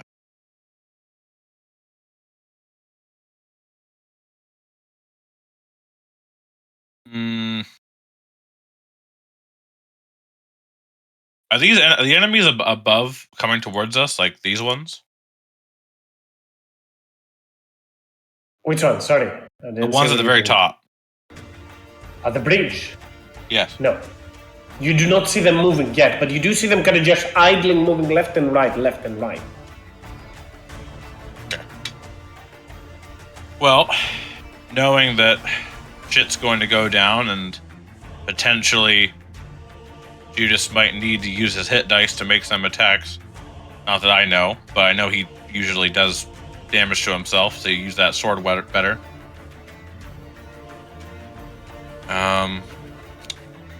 This spell has a 60-foot range. I'm 40 feet in the air. Can I reach the both of them with 60-foot range? Yes. No reason not to. Trigonometry? Yeah, you should be able to. Yeah. Okay. I am going to spend 7 sorcery points. Oh. And I'm going to twin cast. What were you saying, Kaz? Wow. That's a lot of sorcery points there. I'm going to twin cast heal and heal you both for 80 hit points. Oh. Thank you.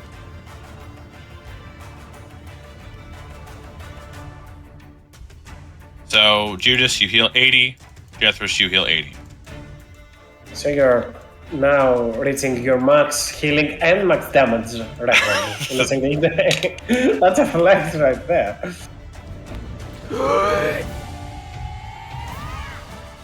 Oh, thanks. I'll apply them to Judas. That's 80 for Judas. What the fuck? Oh my god, Wait, that's... that was 70. I'll do extra then. Oh, that makes more How much sense. health did I get? You got 80 from regulars. I applied them right now. Thank you. Yeah, don't waste them. Anyways. Ironically, I haven't even used the ability that I don't get any exhaustion points yet. I'm K-Grow-like. I'm not K-Grow-like. As regulars just points to the bottom and beams of sheer positive energy just strike onto Judas and Jethros, and they overflow, completely rejuvenating most of their wounds. Anything else, regulars? Yeah, I'm kind of disappointed in Judas's health bar. But I know he has like 200 hit points or something like that. 179. You know what? How much overkill did you do to Jethros? This is gonna happen once, but I'll allow it. What was my health before, Cass? 37. Minus 80. 37, so let's do the damage. 37, so that would leave 55 damage, so 80 minus 55 is 25, right? Judas, gain the extra 25. The overkill of Jethros, you get them, Judas. This happens only once. Yay! Kazan is trying to walk back the comments of the combat. Nah, I'm kidding. I'm not going to try and get that taken away. Yeah, Anyways, that is 2 of my biggest spell slots of the day. Spent in the second combat.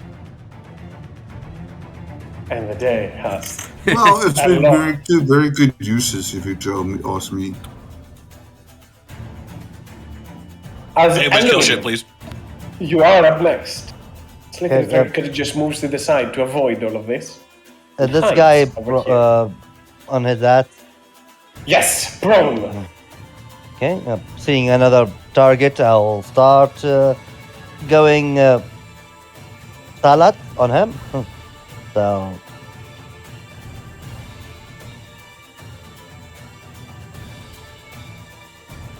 All of those hit.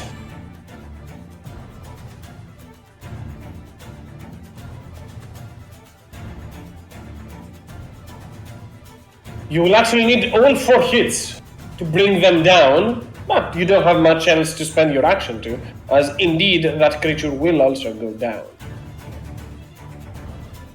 like it's kind of weird combination that Alien have this morning star and the sword cutting and smashing, so it's quite interesting combination. So yeah, he tried to finish that, and he will look up. Yeah, go ahead. I think it looks badass. He will look up and turn to the party. I cannot fly. And I'll turn back, looking if there are any enemy. I don't see any enemy, but that will be my turn. Jeffers, you are up next. Jethros is having trouble deciding what is important right now, but as soon as he is healed and rejuvenated that health, he realizes that the importance is in his party that are now below health of him. So the spike growth, the quartz that is poking up out of the ground, will shrivel up and re-engage with the ground, and you'll see the dirt swim towards underneath the squid boy, and tendrils of dirt and clay will shoot up and try and wrap around its tentacles as I cast Earthbind on it. It's a reach, but I'll try. You never know unless you try. It's a good spell when it works. Yeah. Woo! And Look indeed, at that. Jeffers, you turn and use your magic to magnify the gravity, pulling onto energy from the elemental plane of earth, just forcing the creature down. The creature, as it uses its fingers to wrap around its place, it will manage to find the strength to resist. But hey, that's one legendary resistance out of the way. True. What do I do at this point? How far is this tree from me, technically? Like, this guy.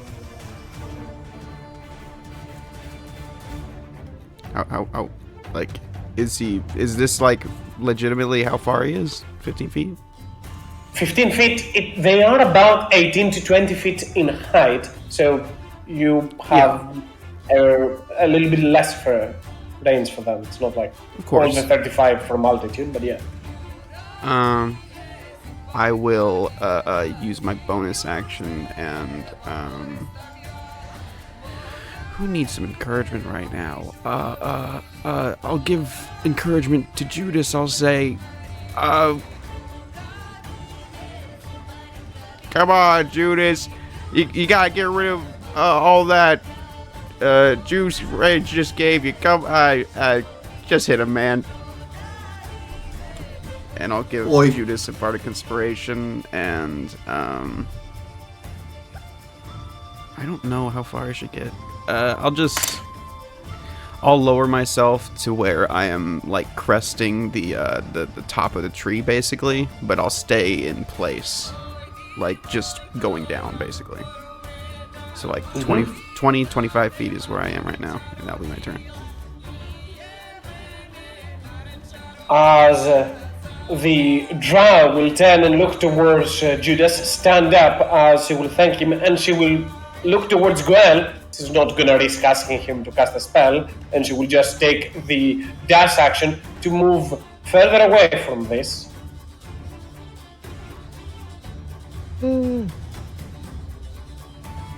All the way to here, as she tries to get a little bit of a distance, and the strange parasite that she has will start flying towards you, taking a disengage action. But that's all that it can do, as into the distance and right around the corner, you will see probably the familiar gaze of the elven priestess reaching out towards you. That is Vala that is reaching there. But this is where we're going to put a pause until next week. So we can start with this creature's turn and see what lies further after. That was gonna be so cool. Earthbind is such a unique spell if it works. That truly is. Yeah. Yeah, and I mean, it's like I said, at least it did. You know, it made him use something. I hate it when it's like, oh, they've got resistance, and then like, oh, look, my resistance roll killed it, and you're like, oh, you motherfucker. was gonna be a special delivery to all our damage dealers. Next time. Next time. Yeah. Just bring him to Alien. He will turn him to teriyaki. Anyone like teriyaki? I like teriyaki. Yeah, you're gonna get swallowed first. I'm gonna make teriyaki from inside. But yeah. Any question, anything to add before we call it off for the week? Thank you for the game. Go ahead. I do have a question. For Go ahead, Jethro. things, it has to be moving for, just to clear up my tremor sense, it has to be moving to like trigger it, right? I think so, yes. Okay. Yeah. All right. I was just making sure. Yeah, it's not blindside, it's a little bit different. But yeah, it's like you sense the movement on the ground. Yeah. That's all I had. Mm-hmm. But yeah. Can I go ahead, Regulus. Can I have a long rest Unfortunately, it's only been 30 minutes. Yeah, I know. No, I mean, technically it's been like 3 hours. 4 hours. 4 hours, I guess. Yeah, 4 hours. But I don't think that's enough compensation. 20 more to go. Let's go. Let's go, boys. I mean, go. Probably my best chance to deal damage and do good healing. I was kind of hoping that Goel would be more hurt, a little bit. But yeah, me too. This works. I was thinking that Elwyn will be bloodied state most of the time. Like, I'm shocked that there are multiple times Caden rolled below 12 or 13 because I have an AD No. Can of happen. You know why? You know Why? why? Because I'm there. oh I get all the Also I get all the bad juju. Ask he hits me even when he's not supposed to hit me. That is not mistaken. I have seen that Yeah. it's you don't get crit as much as often. I don't know if there's a new macro that Kaz has been using, but Judas hasn't been getting critted. That is true, haven't- but to be I- fair, yeah. when he gets created, not we, but you usually use Silverback. So it might be that we have not seen as Yeah, many. that's also true. So I was critted a couple of times and Silvery's Bob saved me, but generally speaking, I don't get critted as much, but I always get hit.